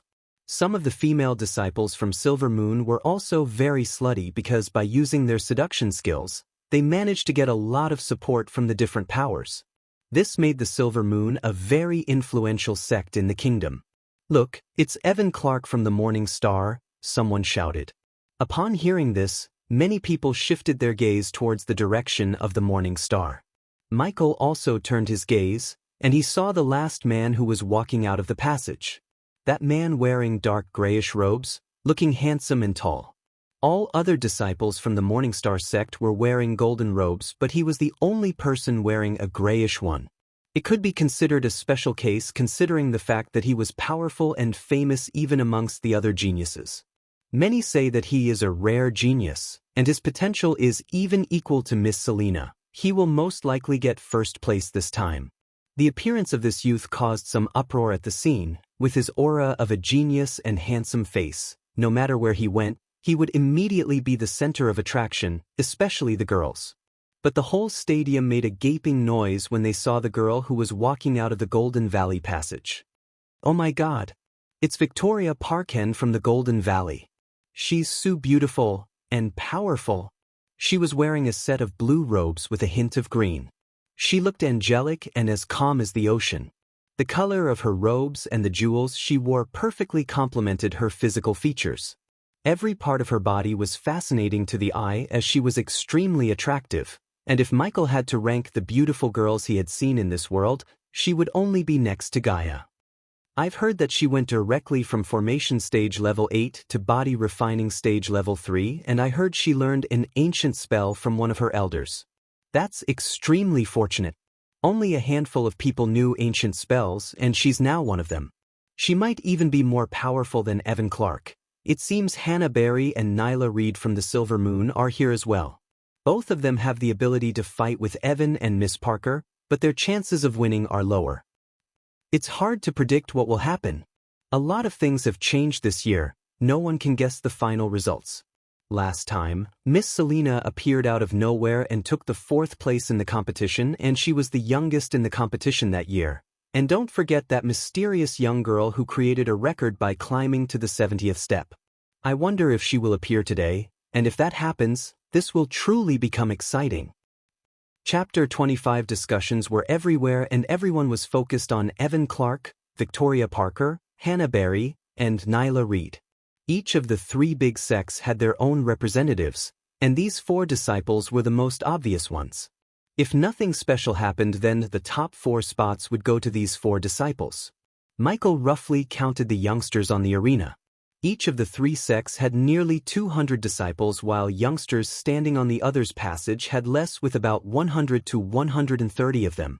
Although Bredia was a small kingdom on the Elan continent, it was still a huge and diverse land, with prodigies and geniuses everywhere. In each of these big sects, there were more than 5,000 disciples, and most of them were outer circle disciples at the foundation stage or early body refining stage. Of those who came to participate in this event, many of them were only here to gain experience and to test their abilities and strength. The rate of elimination was just too high in this competition. As a competition with more than 700 participants, only 24 of them were allowed to advance to the second round. All the participants are required to come to the center in 5 minutes. A loud voice of a woman reverberated in the stadium while all the disciples from the big sects and the youngsters from the other passage had already walked towards the center of the square without waiting for 5 minutes. "Teacher, what do we do?" One of the Sunrise sect girls shivered and looked at Claire as the elder beside Mark exhaled deeply. "Rion is not coming, sect leader Claire. We should leave this place now. That would at least give us some dignity rather than ridiculed by the other sects." Hearing him, Elder Sandra wiped off her tears and tried to let out a smile. "Elder Miles is right, sect leader Claire. There's nothing we can do anymore. Let's leave this place and pack our things. I should distribute the remaining books and herbs to the children before we..." Before she could finish her sentence, her throat tightened and tears welled up in her eyes. "You don't have to." Only now Elder Sandra noticed the black-robed youth standing with them when she heard his voice. "What if I participate in the competition and donate my winnings to your sect?" Everyone was dumbfounded and Claire was clearly in shock. The elders thought he was saying this looking at their dire situation and the goodness in his heart. "Young man, it's kind of you to say this, but we can't put our burden on your shoulder, especially since you're an outsider." These people seemed extremely nice and friendly among the cultivators that he had met. Now he knew where Rion's kindness came from. He was taught by good people like them. "Then I'll join your sect. Don't take this the wrong way, but you seem to have nothing to lose by letting me join. If I win, we'll get resources to keep the sect alive." Michael did not beat around the bush but directly pointed out their situation and made a valid point as the elders became speechless for a moment. Why do you want to help us?" Claire asked him. "Because I want to. Now don't go anywhere and trust me to win this thing." Before anyone could speak anything, he started to walk towards the center, leaving them stunned. Claire and the elders didn't see any deception or bad intent in his eyes but the initiative to help them. She was affected by this stranger's sincerity in wanting to help them even though he had just met them. This touched her to a certain degree while she was looking at the youth walking towards the center. "Well, he's right, we have nothing to lose, and looking at his cultivation level he will join us sooner than he thinks." When he reached the center, the war drums were beaten again. Boom, boom, boom. The beating of war drums was getting more rapid. Many people were holding their breath. They all knew that 3 core formation cultivators were about to appear on top of Heaven's Gate stairway and release their soul pressure. And just at that moment, 4 figures flew in like meteors from 4 different directions and landed on top of the stairway. When the crowd saw their faces, they were startled with their mouths wide open. Because these 4 people were not like those from the previous year. Last year they were all just teachers from the 3 big sections. But now, the 3 people on top of the stairway were 3 young men and a woman, and they were all young. It's her, Selena, the youngest to reach the body strengthening stage and also the youngest core disciple of the Morning Star sect. Damn, aren't these the top 4 of the competition 2 years ago? Selena from the Morning Star, Adam Kane from the Golden Valley, Sadie Kaplan from the Silver Moon. Oh my god! Alex Fisher the Morning Star is here. Wow! It's the Alex Fisher who took the first place 2 years ago. He is so young and he really is a rare genius. Being able to see these prodigies with my own eyes really made the trip here worth it. I think they are going to be the ones assessing the competition this year. Teachers, what do we do now? Are we going to trust that stranger and wait for him? I have a weird feeling about him. Let's see what he can do. Even though his cultivation level was low, Elder Marked sensed a powerful aura around him and wanted to know whether he's right or wrong. Human. Let's get the F***K out of here.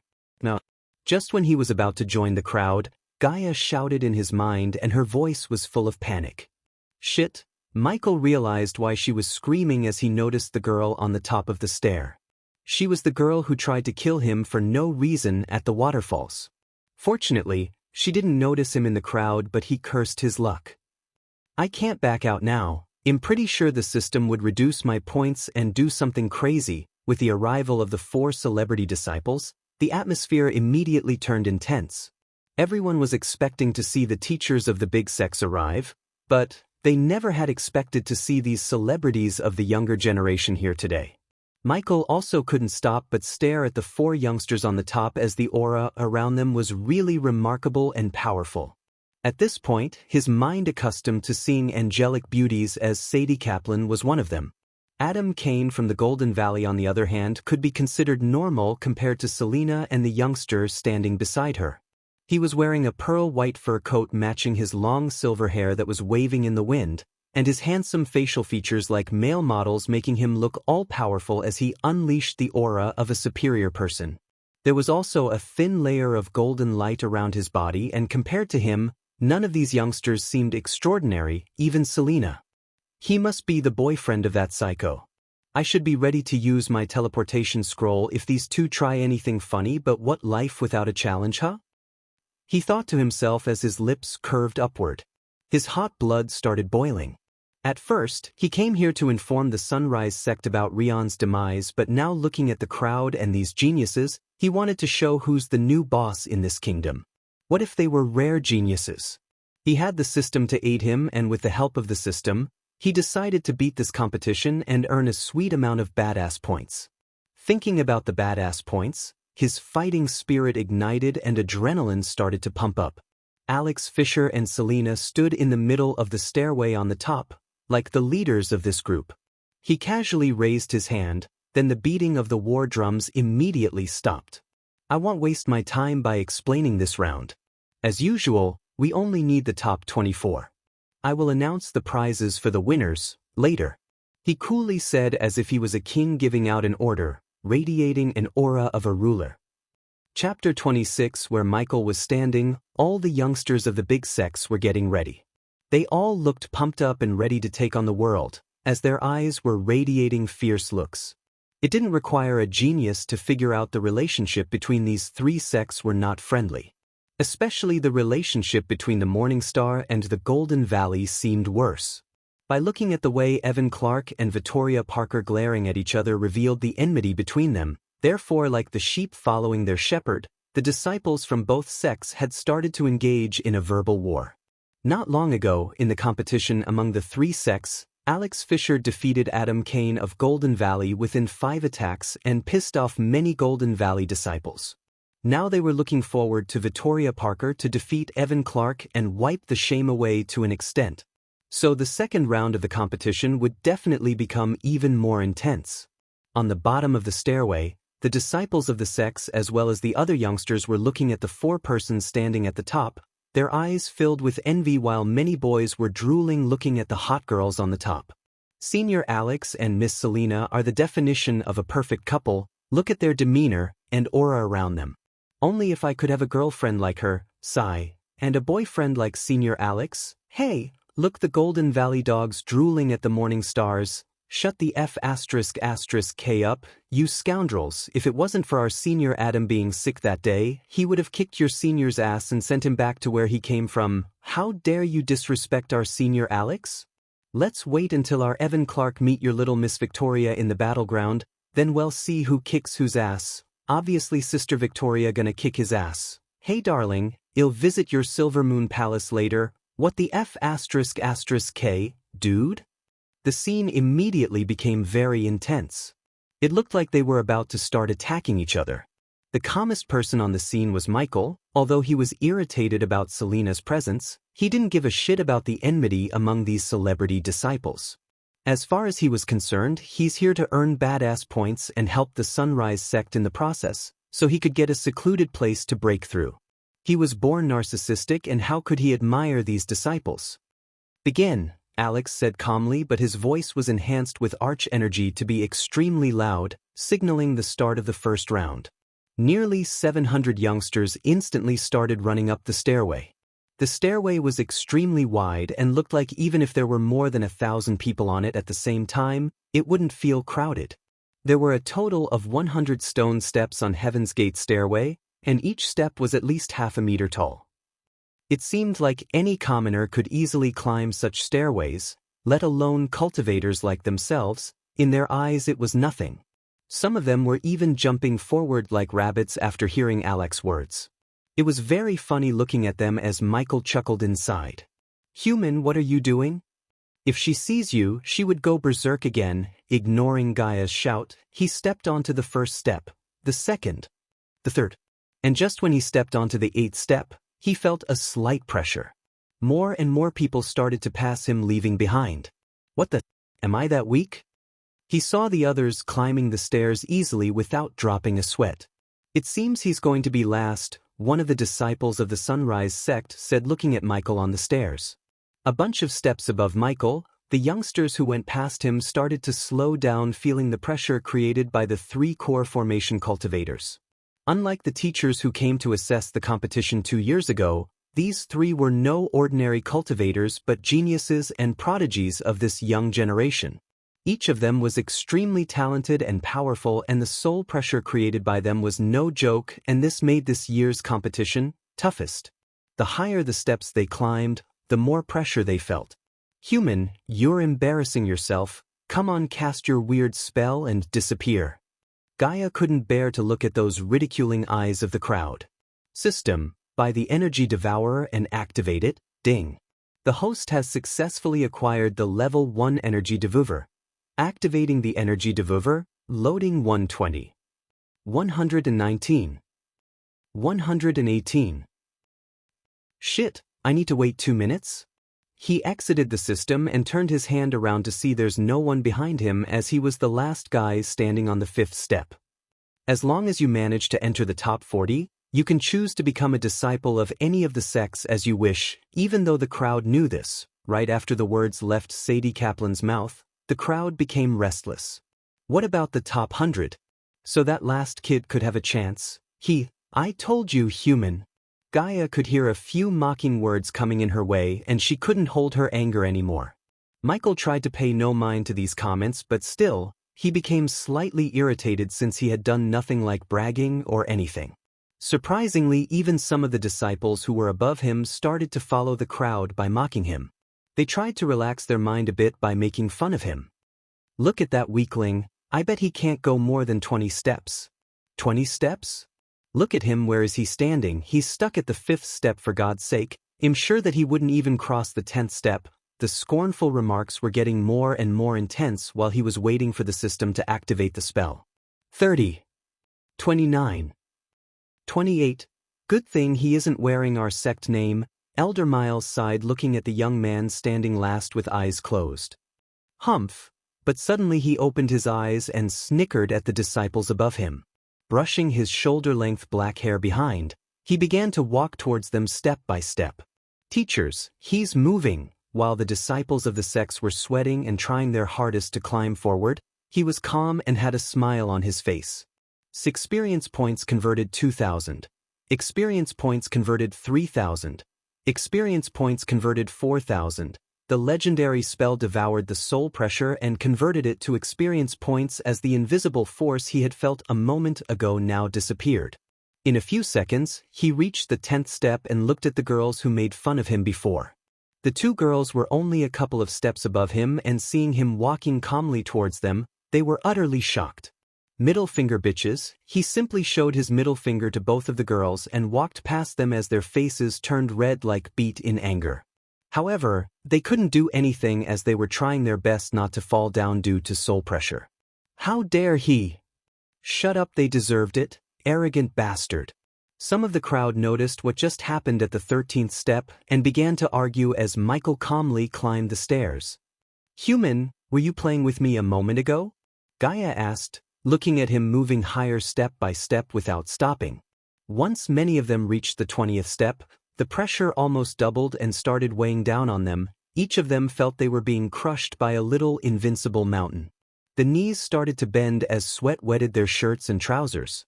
The higher they climbed, the bigger the pressure, and many of them stopped moving.